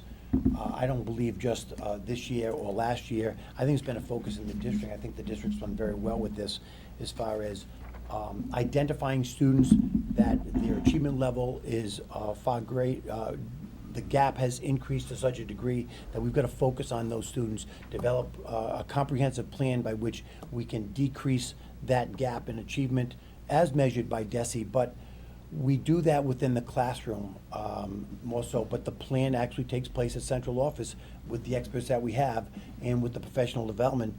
So I don't believe that it's a mystery to anyone in this district of all our 500 teachers that the number one goal in this degree is to decrease that gap between those subgroups of kids. And we've been decreasing that gap for the last 3 or 4 years. So I'm pleased to report that the strategies that the educational team has come up with and the teachers have implemented are working very well in the district.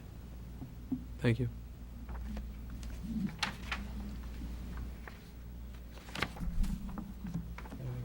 Any you want to add? And number 3, this is very important because this is something that's been mentioned here tonight because this is an unfunded mandate in which DESE has dictated the terms that all teachers are going to be trained in ELL and they have to be certified, and those trainings would be implemented in the classrooms. And Joan DeAngelis, as the student service coordinator, in fact, is part of her job description is to attend to the ELL pieces of the curriculum as well as the placement of kids within the district in the different schools. So, Joan, do you want to tell us where we are exactly with the training and the implementation within the classrooms? Sure. We have SEI endorsement courses that are going to be, they've been offered the last 2 years, and we have 1 more year. So all core academic teachers are expected to have that endorsement by the end of next year. So far, 75 of our teachers and administrators have completed the course. This year, 187 educators registered to take the course, and we expect them to fulfill the requirement, leaving us with 136 teachers that will have the opportunity to take the course in the coming year. Opportunity or an obligation?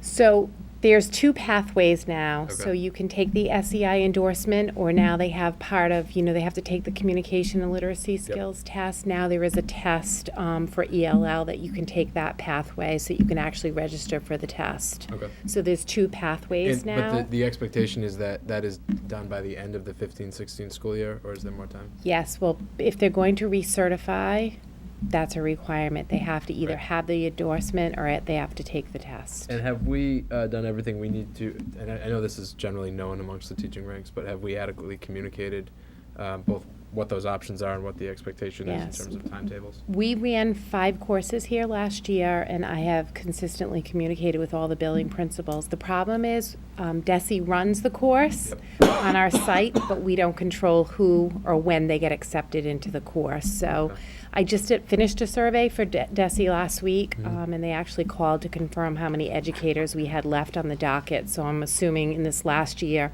they want to make sure that they have as many slots as possible so all teachers have a chance to participate in the endorsement. Sure, thank you. So in addition to that, because this is really focused on core academic teachers, teachers are going to be required to have 15 PDPs in ELL. So this year we provided professional development to our pre-K and K teachers. Ian Dolan from Maxwell came out and spent a full day with those teachers supporting dual language learners in the pre-K. So they earned 6 PDPs by participating in that. In addition, any of our specialty area, so vocational teachers, art, music, computer, anybody that's not a core academic teacher that needs 15 PDPs, I arrange for 4 of our half days for us to have a morning training and afternoon training so they could get the 15 PDPs that they'll need to recertify. So that was offered this year as well. This next goal is extremely important. Yes. Sorry. Just back on 3, if everyone's required to have the certification, shouldn't the goal be stronger than encouraging staff members? Shouldn't it be requiring? If everyone has to do it, why are we encouraging if they have to do it? Because this is, certification is an individual thing with the State Department of Education. Yeah. And it's between the State Department of Education and the individual with regard to acquiring this training and certification. All teachers know that, in fact, without this, they will not be certified. So that's with them. So we encourage them, you know, if you want to keep your job and so forth, I can't tell them that they have to do this. But we're giving them all the opportunities in the world and encouragement, please do this, because I don't want to have to say that you don't have a job. Okay.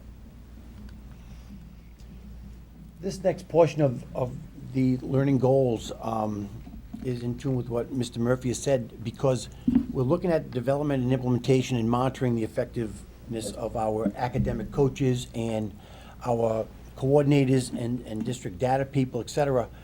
This is about looking forward. This is about taking what we know and how we're going to progress in a more expedient manner to reach our goals, but also look at every single person in the district, everything that we do, is it current, and do the job descriptions, so forth, meet what we currently are doing. So part of this, for example, is with Mr. Sawyer and myself, reworking what the current academic coaches are doing within the district, and how are we going to make sure that the reason why they were first hired, in fact, and what their jobs were, is very different than what we need them to be doing now. We've progressed to that point. So we're assessing personnel every single year, and in doing so, we can get to the kids at a different place faster.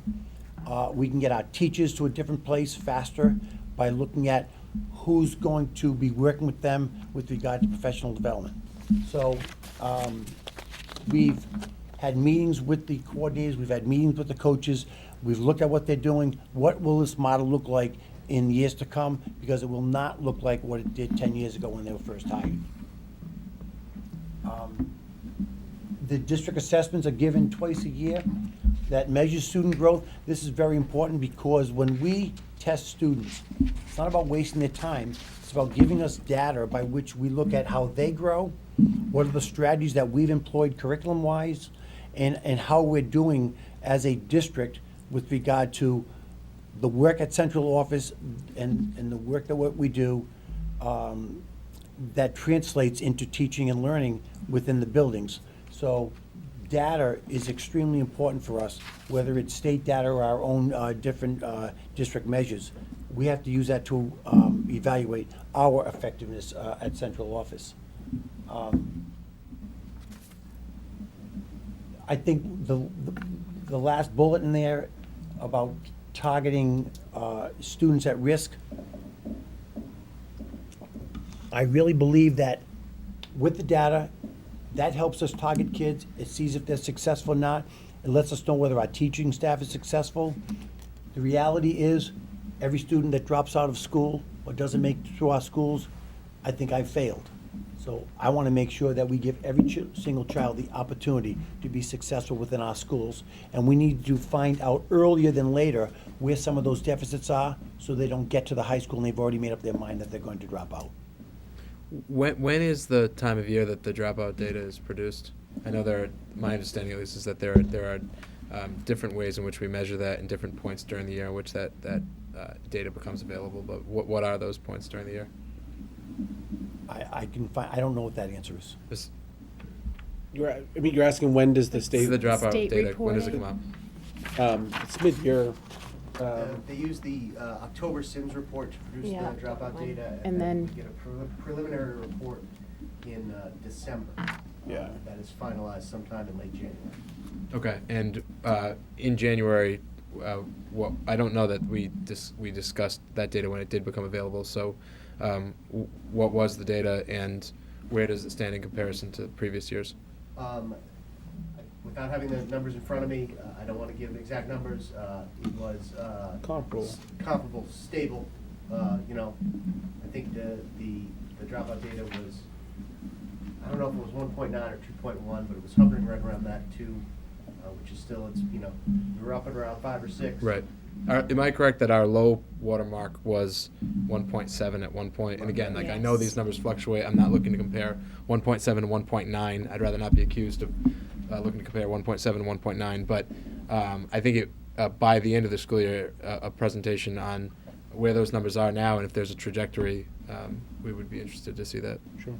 I just want to make the point that, we often talk here about the great success of the district and all the good work that's done, and I think we're rightfully proud of what we accomplish, and we again rightfully point to the teachers as being the cause of the success. How do we get this done?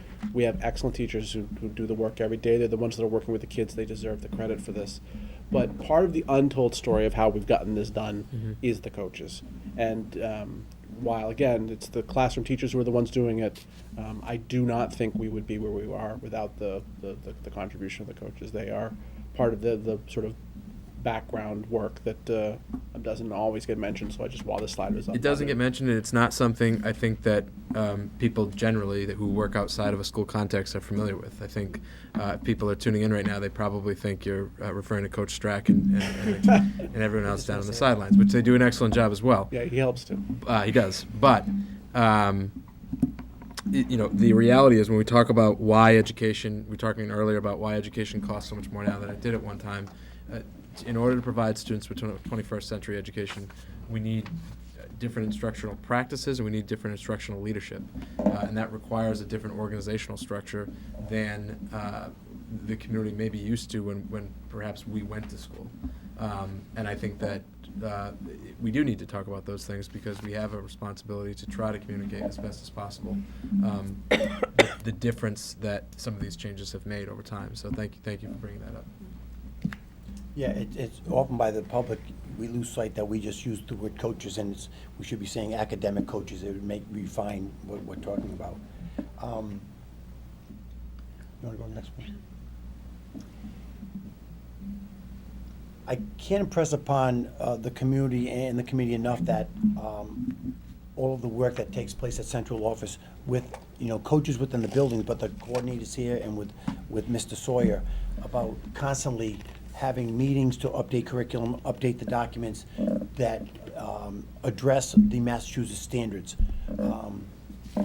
Our students can only progress, and we can do better with regard to the data if they know what they're being tested on, and this helps us to be current. The other piece of this is, in fact, making sure that we evaluate teachers and evaluate what we do, both in a formative and a summative way. So we can find out if the students are progressing, why is that? And if they're not, what's taking place within the teaching realm and the curriculum realm.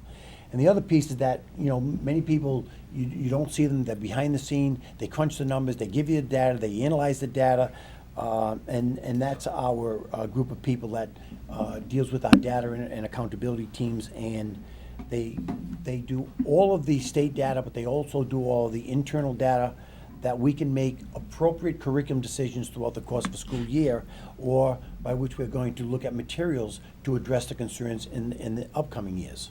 Okay, just a quick question about the evaluations. And another variable that's changed in recent years is the promulgation by the State Department of Ed that really sort of revamped how educators are evaluated. And as that system of evaluation has been implemented, one of the bumps that was identified for this committee was that you can't institute a system that comprehensive and that complex and expect it to work exactly as it is intended to right away. And so basically the result is there are more or less different standards that are being applied than otherwise would be. Have you seen, and have the other administrators, have you seen the sort of evolution of the implementation of that system as we would have expected, such that evaluations are being done in a way that fulfills the sort of intent of the evaluations? Are we able to hold educators to the standards that are contemplated by them? And we certainly know the result, and we've talked about that we wouldn't have had the success we've had if there wasn't outstanding teaching going on throughout the district. But in a world in which hopefully all of our 800 employees are being evaluated, I would imagine that we would, as we sort of become accustomed to the evaluation system, we would see more or less a different product. Are we seeing that? Is it being implemented in a way that it's fulfilling what it's intended to do? I look In other words, like if every single teacher in a huge building is rated exemplary, then perhaps we're not evaluating exactly how the system is designed to work. And we certainly, there was an expectation at the beginning because the evaluators are getting used to the system and those who are being evaluated are getting used to the change in expectations. So we would expect there to be sort of a curve there. But are we seeing the implementation develop in a way that Well, it's ongoing. I mean, there are still components to the system that are being brought online in accordance with regulation. So this is still a work in progress and will be for years to come. I think that it's one way to answer the question is that when the state wants the people who are evaluating their work to the feds, when they want to, that for them to talk to somebody who they feel like is ahead of the curve, they send them to Attleboro. Okay. So and that is evidence certainly of something. The thing that I observed right from the start a couple of years ago is that Attleboro had received the grant as the early adopter of the evaluation system. And that being connected to the HRPP grant really put Attleboro out there in the state as a model community by which they saw what DESE was doing, what was the grants, how it was implemented, and everybody points to Attleboro as far as the implementation phases of not just what we've done with HRPP, but more so with the evaluation system.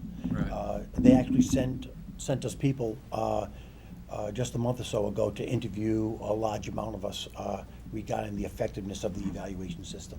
Okay, and I think we'd be curious to hear when the district is recognized in that manner, because we certainly knew that there was a significant amount of recognition when Attleboro did become an early adopter, and my understanding is that there was a lot of collaboration between the staff and the administration at that time to make that a reality.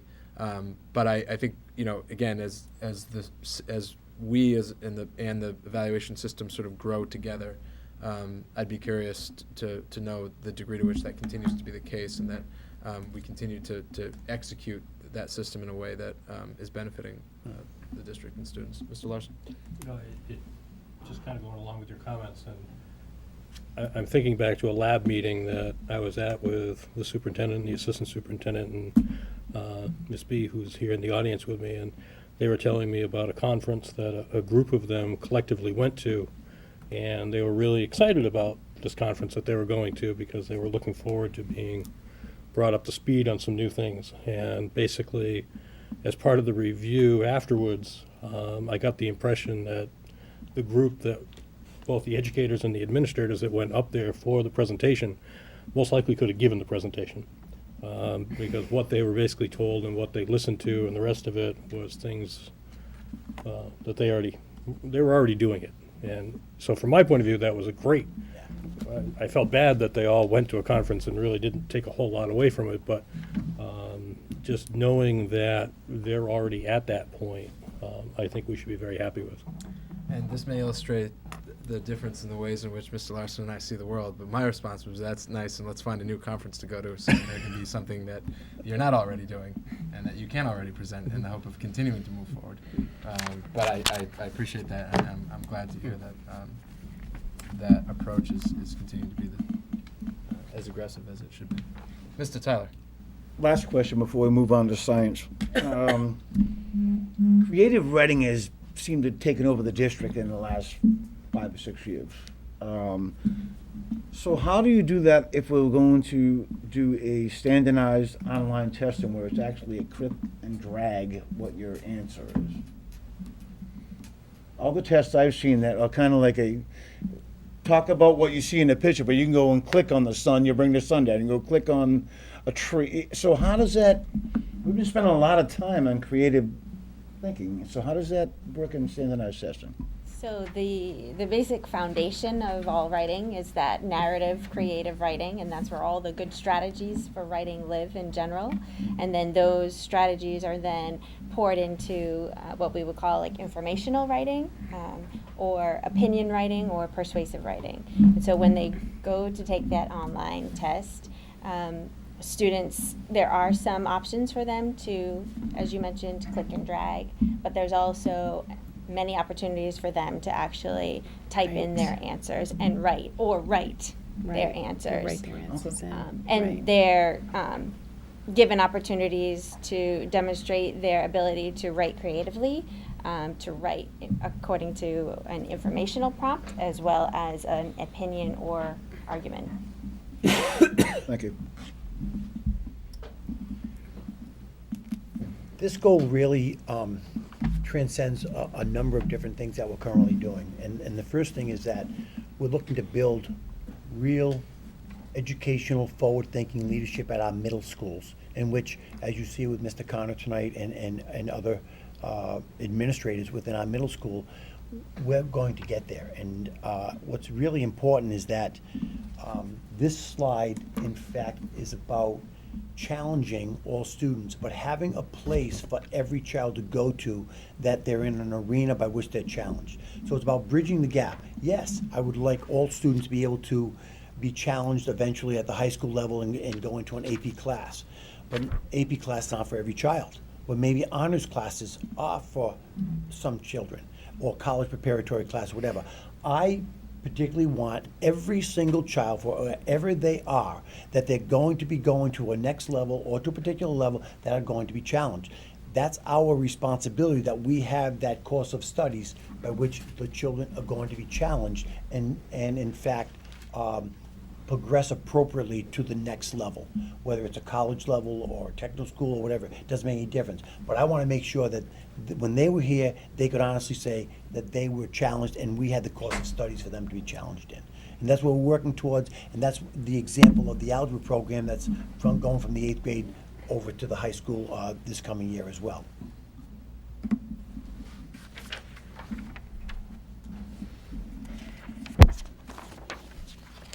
You know, we don't do anything without the word Common Core today and the curriculum. And the reality is that we have to know what the Common Core is. We have to know how to implement it within the district. We have to make sure that all of our systems are in place to accommodate the Common Core, such as the Aspen system. We've got to be able to communicate with the parents appropriately about what, in fact, the students are learning and what are the expectations from the standards. All of those pieces fall into line. Teams of people make sure that those particular goals are in fact adhered to within any given year. The most important thing associated with Common Core is that in fact it is a living document. It is going to change. It is going to be amended, and we've got to be prepared to change along with it. So we can't be complacent and stay in one place. We've got to constantly look at revision. We have to constantly look at amending what the curriculum is in order to stay current and provide those opportunities for kids.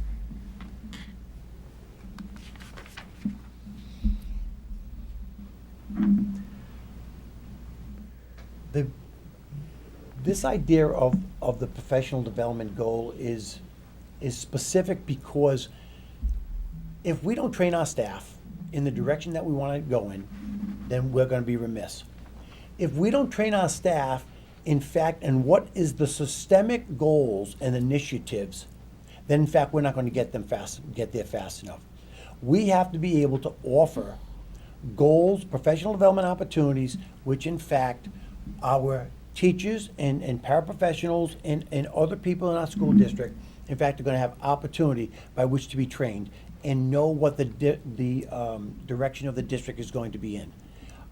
It's really nice to be able to offer a myriad of experiences for teachers and administrators, but when we have a direction in the district that we need to employ immediately, then some of those choices are going to be taken away. We need them to do it now. because it may be a compliance piece, it may be a new education piece, it may be the implementation of the Aspen IEP system. So in this district with our professional development team headed by Mr. Sawyer, I really believe that the teachers have all of the opportunities to do what they have to do to be recertified, but even more so, now looking at it, saying, what are we doing as a district that we're gonna progress faster because the teachers are trained appropriately, and our administrators as well. Second piece of this is that we've also made some deals with NESDEC, by which we're going to offer training this summer for all of our administrators in 2 or 3 different areas, in which it will not cost the district anything. And we've got the people at Benton Court, who is the executive director of NESDEC, in fact, is providing the Attleboro administration with these opportunities that we've been discussing for the last 6 months. What are those areas? What are the 2 or 3 areas? One of them is in leadership, the other one is in recruitment and in evaluation, evaluation in the recruitment process. And the third one, I don't think we're going to go in that direction, but it's about looking abroad for opportunities such as going to China and imparting some of those experiences and come back. It's almost like a transfer or a trade situation. I know of 5 different school districts that are engrossed in that or involved in that right now. I think that we're 1 or 2 years away. Exchange opportunities for the administrators? or- Yes. Administrators. But they have to be at a certain level, they have to be evaluated at a certain level, they have to have been a principal for such and such X number of years. I don't think with our young administration that we have current right now, I think we're 2 or 3 years away from that potential. We want to hone our skills here first. Makes sense. Mr. Tyler? Can I just touch on that for 1 second? When we say professional development, kind of hard when it says district survey. What do we judge it upon? Effectiveness to its targeted audience, or, I mean, are we, you know what I mean? I don't know how to put this in the right words, but I mean, it's nice to do a survey, but are we reaching the people that we really want to reach, and are we really teaching development to an area that we can show some type of gain within the next year, upcoming year? Yeah, so I mean, we're evaluating our PD on a couple different levels. One, each offering is evaluated at the end of the offering to see whether people felt like we delivered on what we said we were going to do with that particular offering. Then we survey teachers as a whole between the PD cycles so that we can get feedback on, one, how they felt about the experience, last year's experience as a whole, and what they want moving forward. So we try to identify needs and areas of focus for the following PD plan. And so that's kind of an evaluation of how we did last year in terms of, on the whole, what do they feel about not just this offering or that offering, but from the whole experience, and what can we do better for the next one. And then, of course, we also are looking at, and through our district data and accountability team, we're looking at results and trying to figure out if, because some of the PD that we're offering is targeted to specific needs identified by the data. So when we look at the data the next time, we say, okay, are we seeing ground, being gained on the issues that we identified and offered PD to try to make them better? And sometimes the answer is yes, and we say, good job, team, on to the next one. And other times we say, nope, we didn't, we're still struggling, and we got to come back to the well and try to figure it out with something different. I don't know if you want to add anything to that, Lori. Yeah, the educators are actually in the middle of a survey right now to determine the effectiveness of the targeted PD that we had this year. Thank you. The 8th goal under this category, in fact, is probably one of the most important things that we are going to do and continue to try to do. In fact, it's about trying to devise a science, a particular expertise in our elementary and middle school levels to support effective teaching of science instruction. everyone uses the word STEM, it really refers to science, technology, engineering, and math. We have those initiatives going on in our middle schools right now. We do have the robotics program at Wamsutta. This year, 4 girls will be going to Bridgewater this summer for a week-long program exploring STEM activities and careers. Sensata, we still have that partnership with them and receive the financial support for envisioning the future, along with mentoring middle school students. We do have our connections with the South Attleboro Lions and the Village Lions and the Marksmen and our PTOs, which offer a lot of financial support to envision the future. But the reality is, we need to get better. We need to devote more resources. We need to provide better professional development. We need to put a focus in science where it belongs. And unfortunately, every year we come to the point that we have an ELA coordinator, we have a math coordinator, and we desperately need a science coordinator. And we find a way every year of cutting out of the budget. But the direction that we need to provide our students, our teachers, and professional development around the delivery of a science curriculum is extremely important in this district.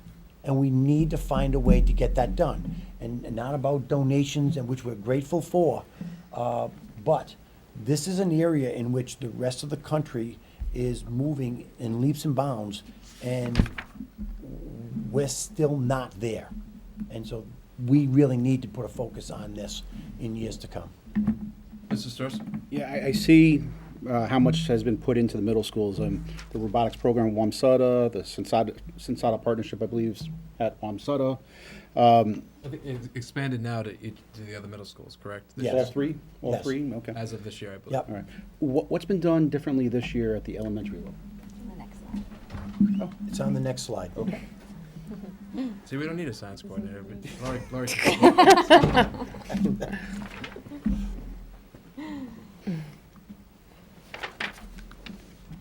I think it's STEM initiatives in the elementary school Yep. specifically. Okay.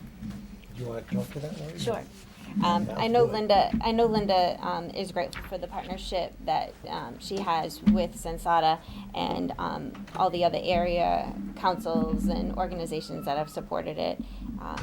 They are currently doing a lot of STEM activities, or I shouldn't say activities, but professional development and training during our PD sessions, and they're incorporating that into the math professional development sessions as well.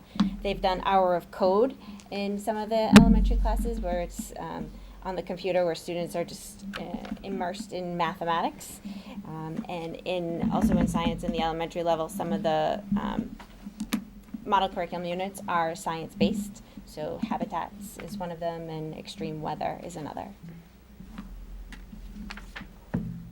And do you anticipate the trajectory being such that there'll be more of those programs incorporated in coming years? And I'd be curious what your response to that is, but also,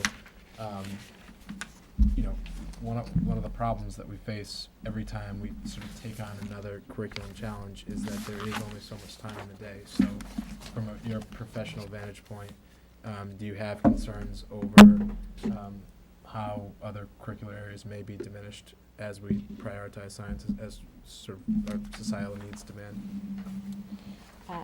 I think luckily because there is literature that goes along with science, and that's reading informational text, so it's something that can easily be incorporated and integrated Yep. into the curriculum in general. So, I mean, I guess I'm curious from your, as like sort of the champion of English language arts in the district.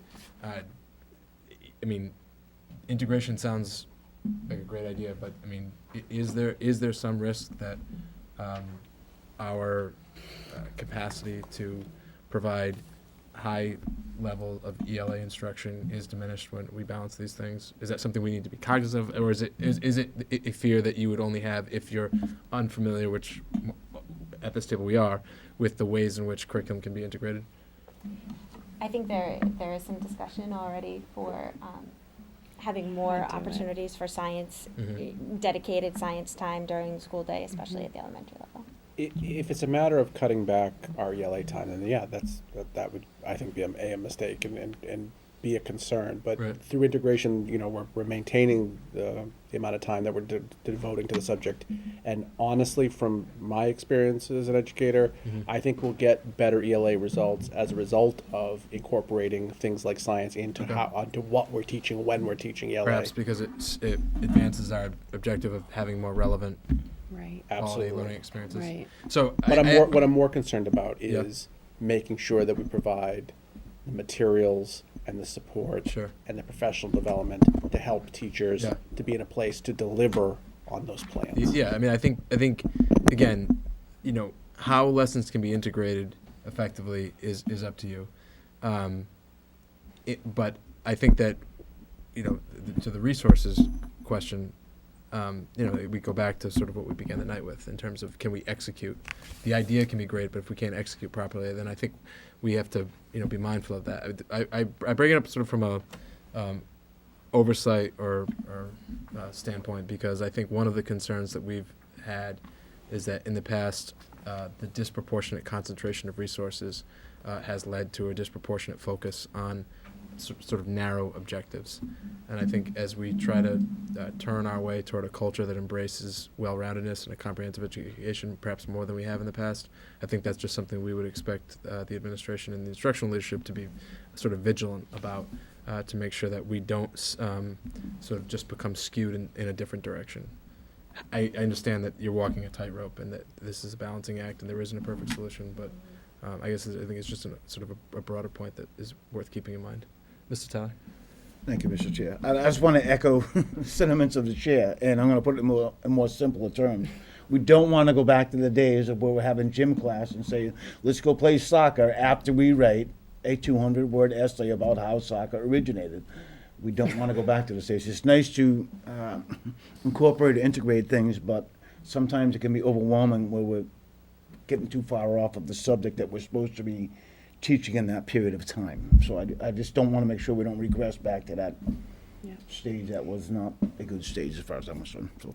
There are some really good curriculums out there that really incorporate ELA, like the science notebook. So not only are you writing, but you're collecting data, and you can weave some of that through math. Mm-hmm. So there are ways to do it where kids are actually doing authentic experiments through kits, but they're writing, collecting data. So it can be woven through ELA and math as well. So you're not losing time and ground, but they're actually reporting out and using science terminology through the writing process as well. And I would just add that when we ask students to explain their thinking and writing, we enhance their understanding in all content areas, not just ELA. That being said, there are appropriate and inappropriate ways to do that, and at times we have done it inappropriately and actually done detriment to our efforts to have teachers who aren't necessarily ELA teachers to buy into the idea that incorporating writing into what they do is actually not only going to help us in ELA, but going to help them as well. So I want to be clear that I do think that there is a proper place for it, but I completely agree with you. We have not always done it correctly. And I think that's our point. And we're not trying to dictate the specifics as to where and when you integrate. But I think we do have a responsibility to communicate our expectation that the overall vision in which we calibrate these things properly in a way that advances the best interests of students. I think that's what we want to keep in mind. Yeah, I think part of this is about not learning subjects in isolation. Don't learn ELA in isolation, so writing skills or mathematics. When you incorporate those skills into science, in fact, that enhances the other two subjects, but also, in fact, you're able to teach the science more effectively as well. This goal, I mean, we've talked about this for a year and a half plus, and about continuing to develop the 21st century technology plan to enhance education. And I can't emphasize enough, it's about enhancing education, it's about enhancing instruction. And so we continue, and this will be a caveat at the end of this, but we continue to provide the professional development to teachers on integrating iPads and Chromebooks into the lessons, and we continue to do those lessons, and we're looking at integrating those pieces in ELA and K1, 2, and 3, and using various apps. And we have the Chromebook integration with different Google platforms, and we're looking to do those things within the classroom. All of us here know that if in fact we had the appropriate funding, if in fact we have produced all the plans necessary that people have asked us to do, and if we had the funding to do this, we would have been way ahead of the curve right now than compared to where we are. The reality is that right now we're stagnant. We have the correct bandwidth necessary. We're looking to enhance the infrastructure in the schools, et cetera.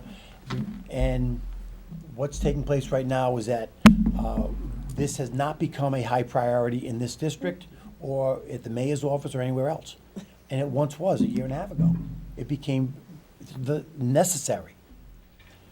If we as a district wait for the next application for a grant to accomplish what we have to accomplish, because we came in 9th instead of the top 7 in the last one, I'm not so sure that we can afford another 7 or 8 months without doing these things.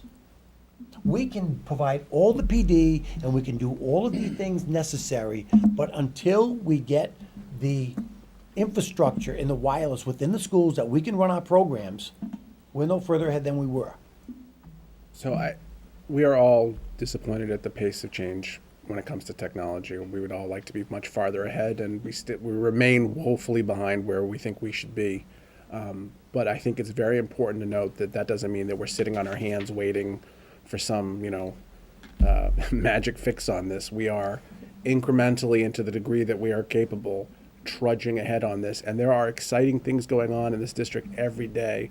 I've been in classrooms where I saw the future of where we are headed happening, right now, and maybe Ms. Regan can talk a little bit about the work that she's been doing, because there is some really good stuff related to technology going on in spite of our problems.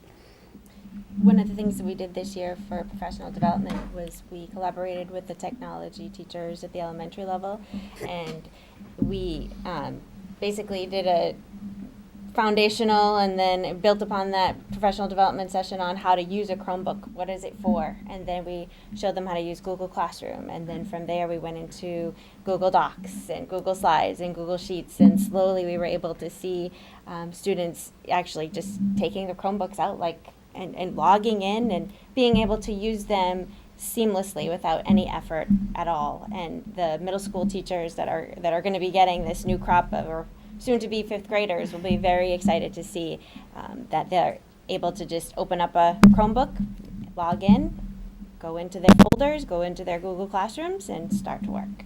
Is that spread across all content areas where you've seen those advances, or is it concentrated in any particular areas? Or? So right now, at the elementary level, those teachers teach all the content areas. So you do see it a lot when they're writing informational text in either science or social studies. They're using them quite a bit. So it's across partly because of the integration. Right. Yeah.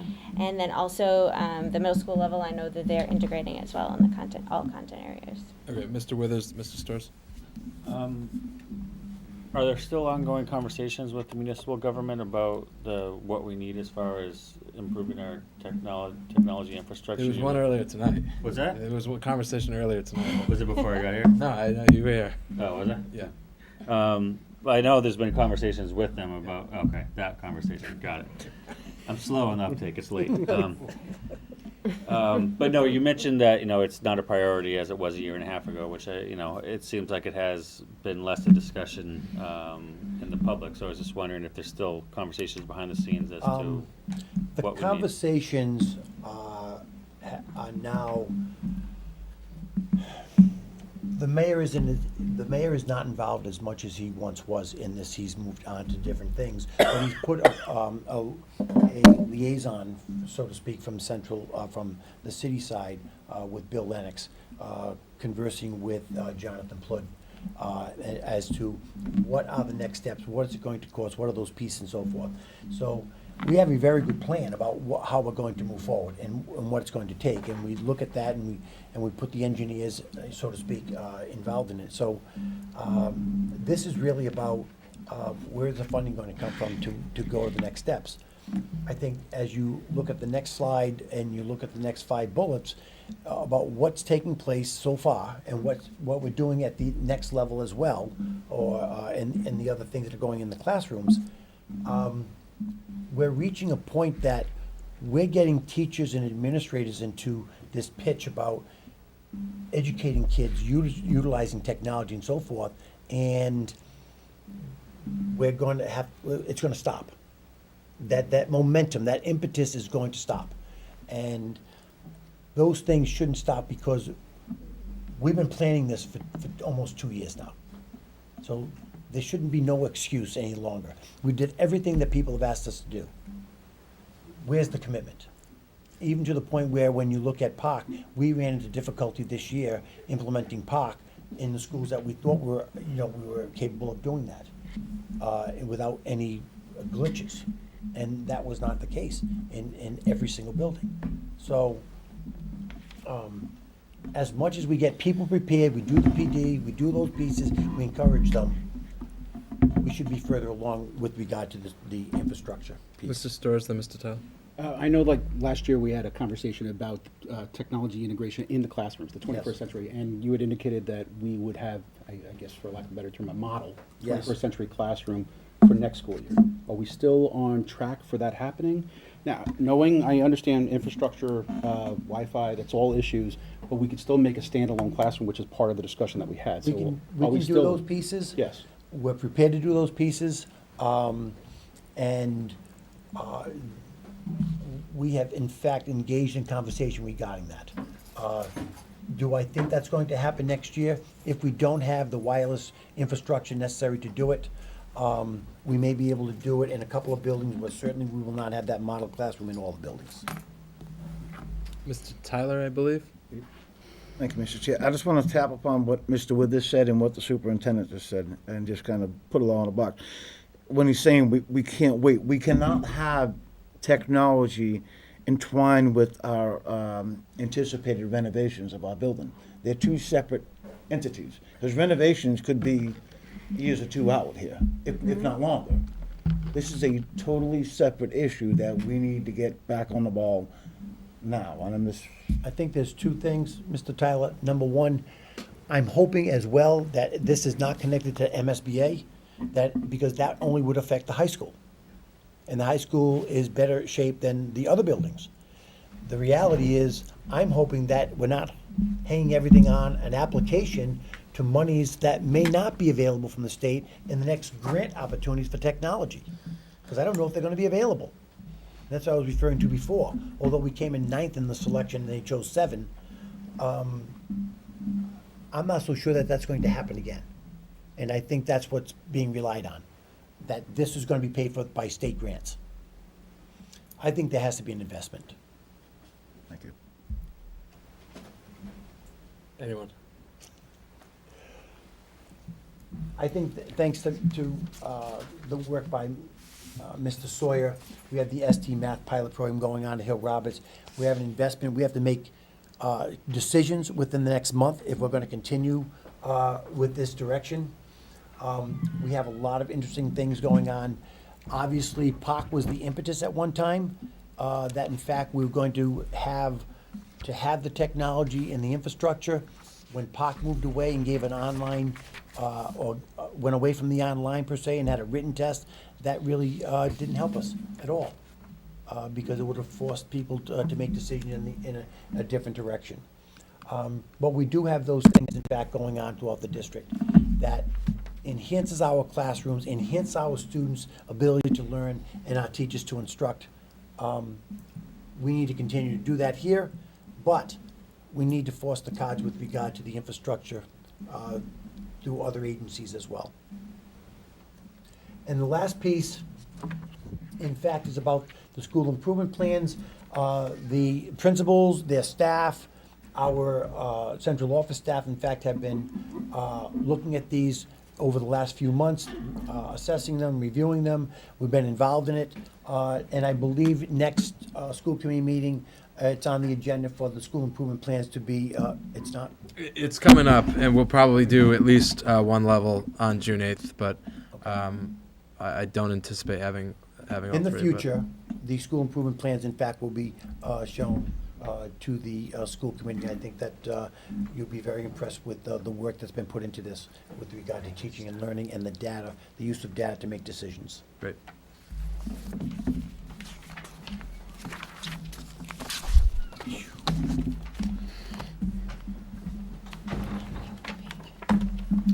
set of goals are with regard to organization and management. I provided the school committee with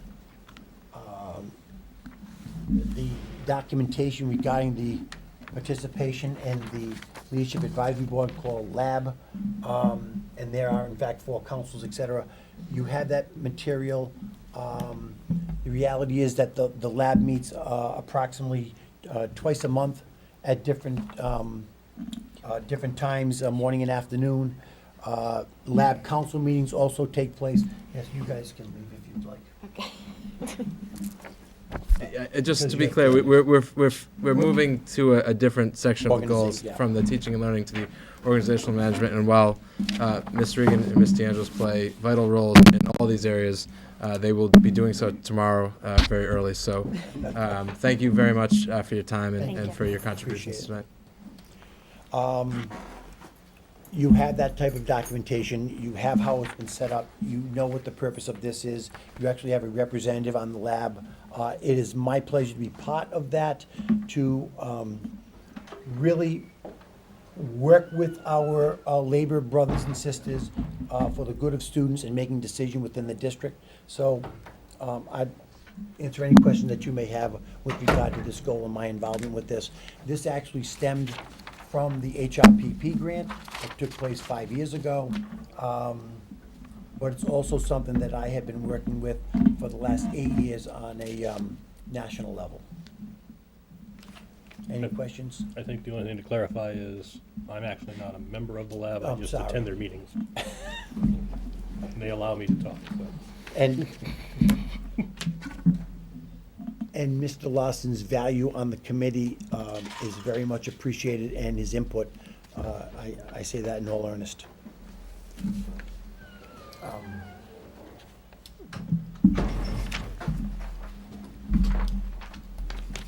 Trying to go back to where that goal was.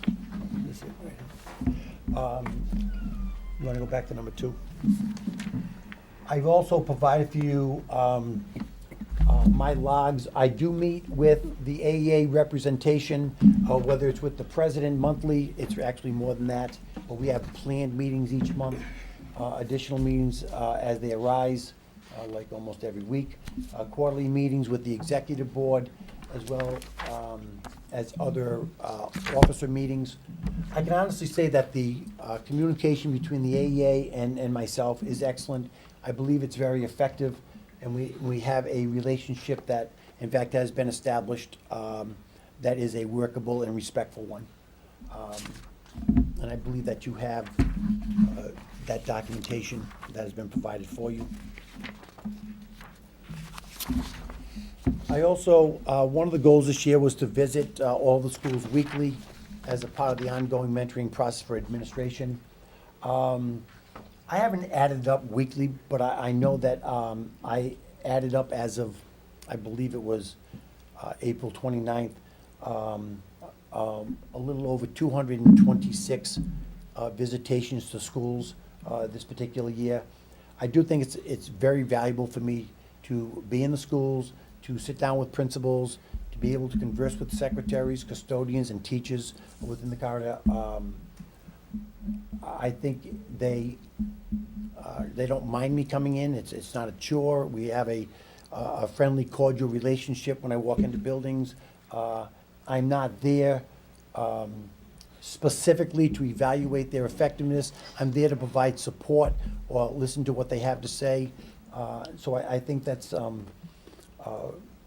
although at times it's difficult to get out and to do that, I think it's very, very valuable to do that, though. Are these Yes. physical visits, or what is the verbal mean, or the phone That call? means- No, the verbal is I'm going to share this with you, Your- but your provided you experience the in the verbal. documentation. All right, got it. That's a Thank cue you. for me that, we'll do that. I've also established a way by which I meet with the other union representatives. It may be transportation, it may be with the Paras Union, it may be with the Secretarial Clerks Union. It's really important to be able to hear their perspective on things, and it's very helpful because their contract, in fact, not be in sync with some of the things that we're trying to do. And so we've seen that through the negotiation piece, when we're looking to do things such as Good Friday and have school, and that's in the contracts that don't do that. So instead of them grieving this and so forth, we have a dialogue, we have a conversation, we reach a common ground. So I have a very good relationship with all of the union presidents and representatives.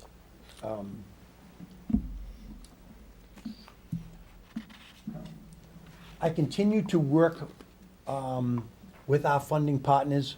I think they're invaluable for our programs and our students and the initiatives that we're looking for. Quite honestly, you know, and I know that without their support, without their encouragement, with the things that they do for kids in this district, they're a valued commodity. As a matter of fact, I believe I'm going to lunch tomorrow at Highland for the Rotary Club. I think it's tomorrow, sometime this week. When's that? To recognize our, some seniors that they give a luncheon for. In all honesty, I don't see this level of participation in other districts and their relationship with the school departments.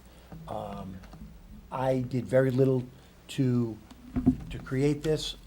I'm here to try to enhance this and to make sure that I'm there when they would like me to be there to speak or to recognize students or just have a meeting of direction or be at one of their boards. So I'm pleased to do that. You have also received this information in prior meetings about the after-school program. And we had the 3 assistant principals here. I thought they did an excellent job. We're ready when the finances are available to do this. I can't impress upon the committee enough that this in fact was done. The reality is, this is very, very important for our kids in this community.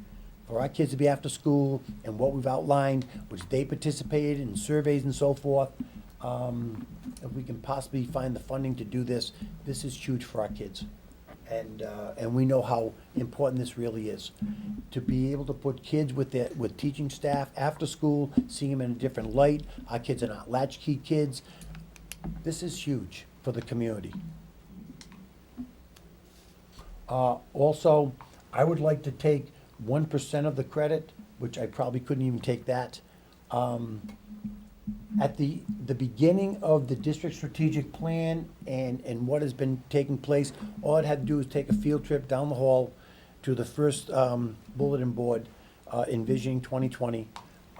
I can't be more proud of how this district went about this entire piece. I have offered my help and support to Mr. Sawyer, who is the co-chair with Lori Scales. The reality is the work that Chairman Murphy has put into this and the committee and the community as a whole and our teachers and people, this is going to pay major dividends down the road. I can't take credit for this, but I'm very proud to be able to say that this is being done and it's so important for this district's future. So if you'd like to ask a question, ask Dave or Lori or Dave.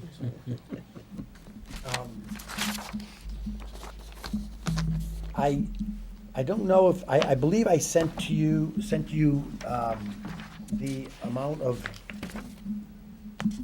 times, no, in this particular one, I think everyone knows here that I meet with the central office administrators every Friday morning at 9 o'clock.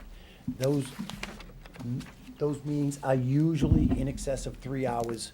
We deal with a lot of things. The most important thing is the communication between the 4 or 5 of us about the right hand knowing what the left hand is doing and sharing that information, but more so who's going where, when, how the district's being covered, those particular things. That communication is huge. Also, that we have new people in the district. Mark's not new, but he's brand new to this administration. I'm glad to be able to work with Mr. Sawyer.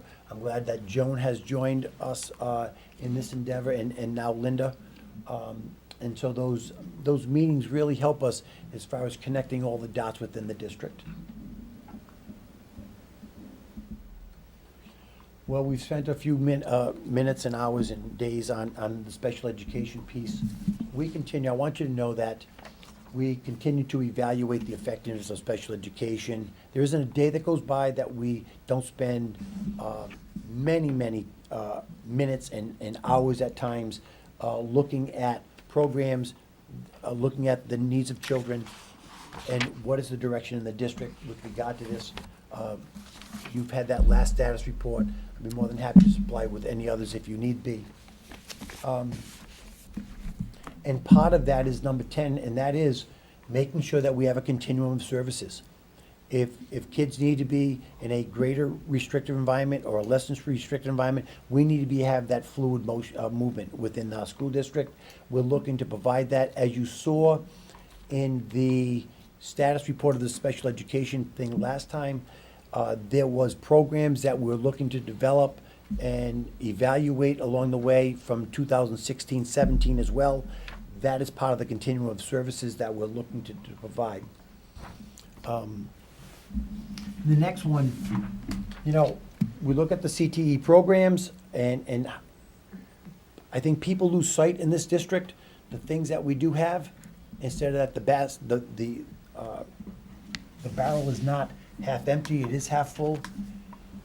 Very, very few districts, none that I can make mention of, in fact, have a stadium like we have a pool, have a CTE program, have an abacus program, have a literacy program, provide education for the children in the manner and success that we do. This is a remarkable community. We need to enhance this going forward. So when we look at our CTE program, we know that next year, right now, we're looking at adding criminal justice and legal protective services to the curriculum and offering for our kids, and also dental assisting. Also, as I provided for you, if we're going to be competitive, if we're going to look at kids, be able to be employed, move on to higher education in any way, shape, or form, we need to look at other programs as well. If MSBA is going to be a reality, if we're going to do reconstruction and construction, if we utilize spaces differently in this setting, we will have the opportunity to have programs in this school by which we can offer children a magnitude of experiences and opportunity. My vision is at some time, none of our kids are going to Tri-County. We will have all of those programs here and more. My vision at some time is, in fact, to be able to have other district students come in and look at our programs on a tuition basis as well.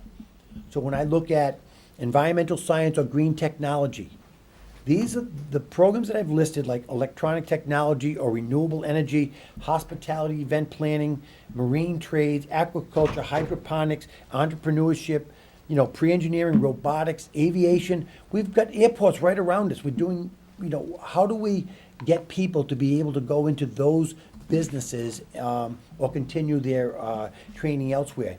International Business Academy. So we've got to think in a larger, wider scope than we're currently doing, and what is going to offer our kids the jobs out there that are going to be in the 21st century over the next 10 years that are going to make our kids employable entities out there and not be forced to go to maybe a technical school or to go to a 4-year college or a 2-year college or whatever. Maybe we can do that right here and provide those opportunities. If we have the space, if we have the money, if we have the resources, this is the direction that I would like to see with, our director of tech of CTE to be able to look in those areas, because none of those things are offered at Tri-County. None of those things are offered collectively in any of the vocational schools in the area. And these are the things that we have to look and say, we need to be on the cutting edge. How do we develop this? How long does it take to develop? How are we going to get the staffing? Where are we going to get the resources? How many kids are we earmarked for it? And least of which is, if we did this, run the survey for kids in the 7th and 8th grade. Would you be interested in, those type of approaches, or when they do the exploratories? What do you think of those things? Instead of, just what we're offering. I think we've got to be more progressive as to what will the world need in the next 25 years. Yes, sir. Thank you, Madam Chair. I couldn't agree more with what the superintendent just said. Our CTE program is very special to Attleboro. I think the only one thing I want to add to that is very important that we're basing it upon student needs and wants. That's absolutely true. But we have to make sure that we're financing these programs correctly if we're going to take them out of the ground. And I don't know how we can come up with that type of formula of going into another district and finding out what they needed to get the program fully functional. I'm not saying we can do it in 1 year or maybe, but we have to have some type of plan. Are we going to be fully functional within 2 years, or is it going to be 3 years? Because some CTE programs are different than the common academic things. A lot of them might have specialty classes that you have to take. In other words, you have to go to class 1 before you graduate to class 2, to grade 3, whatever it may be. So each one of those classes is going to require a certain amount of special needs to it, whether or not it's hands-on experience or whatever. So I don't think we've done a very good job lately incorporating programs into our CTE and having a long-range vision of what they need for finance to move forward in the way that is going to optimize the program. I think we have great teachers in the CTE program. There's a lot of interest in it, but I just really think we need to be a little more forward-thinking when it comes to funding about what those needs may be, not just in a startup, but how can we get them to the next second or third year into it. I've actually done a little bit of research with regard to this. I've contacted people from Green Airport. I've sat down with them also a year ago. When we're looking at the Aviation Academy, I'm looking at potentially receiving a grant from Delta, from Southwest, looking at the airport enterprise itself. Because my question is, where are they getting their mechanics? Where are they getting their aviation pieces and people? Is there a role for us to be able to contribute to that? No different than when I looked at Midas at one time, when Midas used to have their own trade schools, or they had their own training centers, that I needed them to fund the current equipment in our auto shops, by which to then have kids who graduate from there automatically have jobs with regard to Midas or some other places. So I think that the funding pieces, in fact, can be part of grants, can be part of those things, can be part of, why aren't we going to Marriott with regard to looking for grants or those type of funding pieces because of hospitality or being able to be trained accordingly. So I think we need to be creative with the funding pieces, but I think we need to create funding partners as well in those particular areas when we possibly can do that. Thank you. And obviously, just as an update with the creation and the development of the comprehensive safety and security plan, the Be Safe piece, the reality is that it's in the hands of all the principals. The reality is that all of the staff has been introduced to the protocols and procedural aspects. I have met with a police department and the fire department. The individual school critical incident teams will be formed before school lets out this year. And also the district critical incident team with representatives from the police department and fire department and the mayor's office will in fact be implemented this school year. The police and fire department were very enthusiastic with regard to what they had seen and a way to being involved about keeping our staff and our children safe within our schools. And that relationship continues to grow. The next major goal is the public engagement and external relations. I think you probably have to evaluate this by asking those people, whether they're people from the press like Rick or the city officials. I continue to enjoy a very good, respectful relationship with the city officials, with the media, and with the area press. Again, you'd probably have to ask them what that relationship is, but I think that's a very, very good working relationship. We can pick up the phone at any time, and we can have those conversations. You know, as much as you possibly can, I try to get out there, not just at the schools, but throughout the Attleboro community, whether it's in the YMCA, whether I go with Dennis Kelly to different places when he asked me to go and have those relationships, even going to St. John's and looking at, you know, our relationships with the other schools and so forth. So, you know, I try to do that throughout the community. At the same time, you know, looking at, you know, engaging parents, et cetera, I believe at last count, I've had 241, and I think this goes back a month, 241 parent conferences over a myriad of different things. But the reality is that we come to conclusion. That's not all with the same parent, though, right? Not all of them. Some of them are all, no. Some repeats? As a matter of fact, they were individuals, 271 individual meetings with parents. And I look at it this way. If they need to take the time or want to take the time to meet with me, I will make the time to meet with them, because this is about them trying to help their kids. And if they're trying to do that, what's better for us than parents trying to help their kids? And I try to do that. I know, you know, Chairman Murphy and other school committee members have asked me to meet with parents and you know, hear what they have to say, and can we help them, and please go there. And I'm going to say at least 99% of the time they have a better understanding of what's going on and how we approach them, and they are welcomed in my office.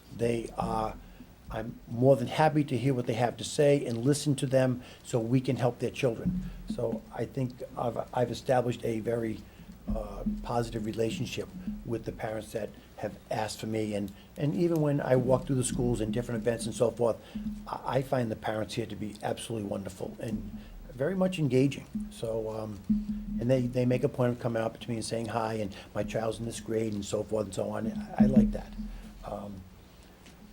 Can I just add one Yes. quick point that I Yeah. think, I appreciate the efforts that you've made in that regard. And I think as you see opportunities to help foster and strengthen relationships between the other administrators, particularly the building principals, who obviously are interacting with all the various constituencies on a daily basis, I think it is a high priority of the school committee to make sure that we are doing everything we can to help cultivate relationships between the principals and their the families in their buildings. So I would just ask both you as the superintendent and all the administrators to be cognizant of that priority, and if there's anything we can do, or if there are buildings where you know, that at times may need a little more attention than others, I think that's something that we would appreciate. Yeah, we've discussed that before. We're focusing on, you know, a couple of buildings, et cetera, and it is a focus of ours, and it's Sure. a focus of theirs, as Mhm. far as a leader. And Yes. and if it's a perception, then it's a reality in the minds of people. So we are focusing on some of those things, and we're cognizant as central office administrators as well when we speak to our building administrators. And the last piece, and I made reference to this before, is I do reflect on this, and at times bring it up, and I ask myself the question, how are we doing? How are we doing with where we were 2 years ago? Because about 2 years about this particular time, with regard to the comprehensive assessment. And I'm hoping that the perception out there is that when you walk into the buildings, that the culture in the district is one that is becoming more and more and more student-centered, that in fact, it's not just about administrators or teachers, it is about parents, it is about students. We are here for them, they are the customer. I believe that when we do learning walks within the buildings and so forth, it's not contentious, it's not anxiety-ridden. It's in fact a way by which we're there to observe and provide support and resources if necessary, and when we're approached. So I do look at this from time to time, and to make sure that we're on the right track. I very much appreciate the school committee's efforts of, number one, your image in the community is far different than it was a couple of years ago. Our relationship from the administration and the school committee is an excellent one. We're all here for kids. That should be very apparent. The direction in the school district should be very apparent to anyone who watches the broadcast, and just looking at school committee meetings. So overall, I think when I look at that and I look at the culture that's been established, I'm very pleased at where the district is right now. Thank you, Ms. Jane. Any final questions or comments for the superintendent? Okay, again, this is a comprehensive update on a very ambitious agenda that's been pursued over the course of the 14-15 school year. I want to express the committee's gratitude for the work that has gone into it from the superintendent and from all the other administrators and staff who contributed.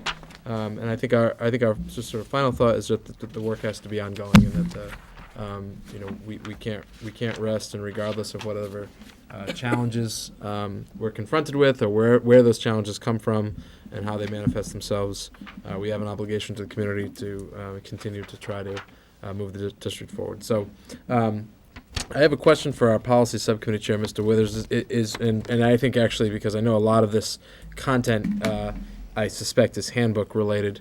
Am I suspecting that correctly? And do we have a deadline that we would be disrupting if we were to table the subcommittee reports till? When were we hoping to send them to print? These aren't published in the handbooks?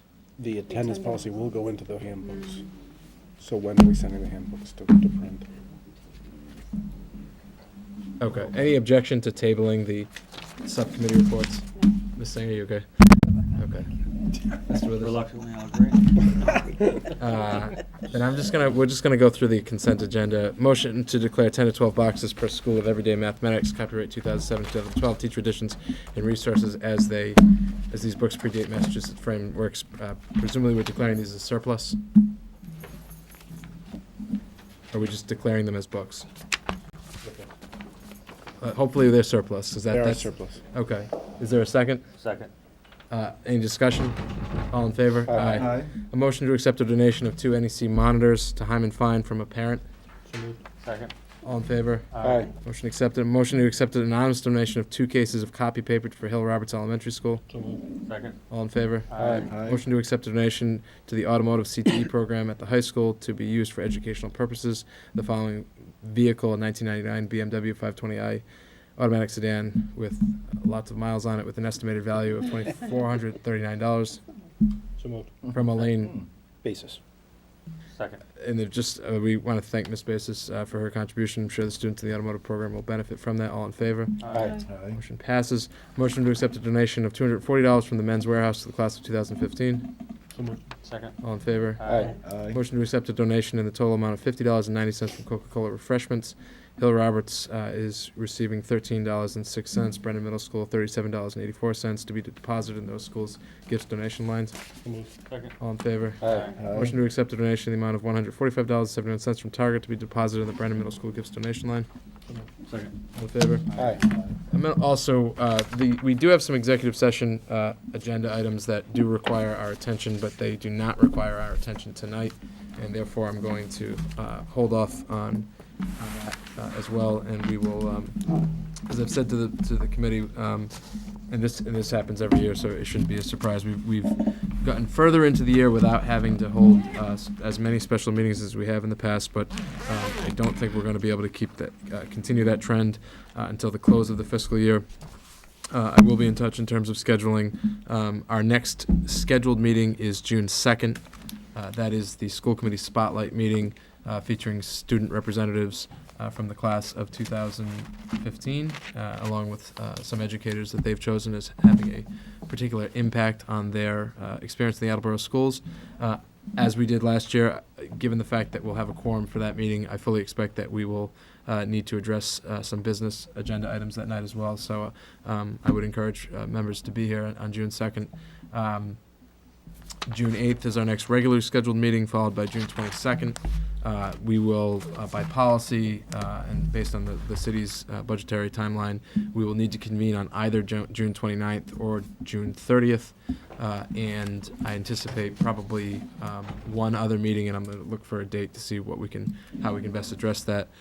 In addition to a variety of matters, we have a lot of things we got to get done. That's the short version, so we can just get onto that when we do. Motion to adjourn. Excuse me. I'm sorry. I just had an opportunity I to. apologize. Mr. Larson. Yeah, Mr. Larson was a recent visitor, and hopefully to- these kids are not still up.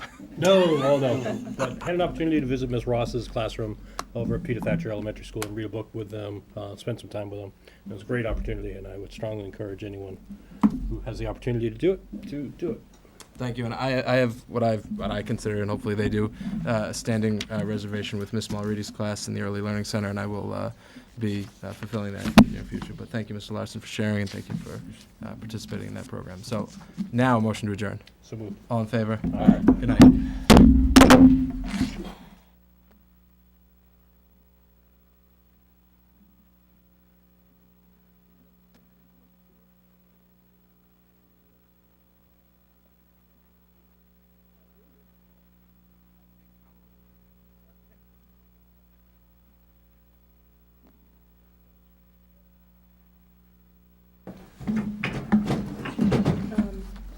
And I know I'm trying to run out of here.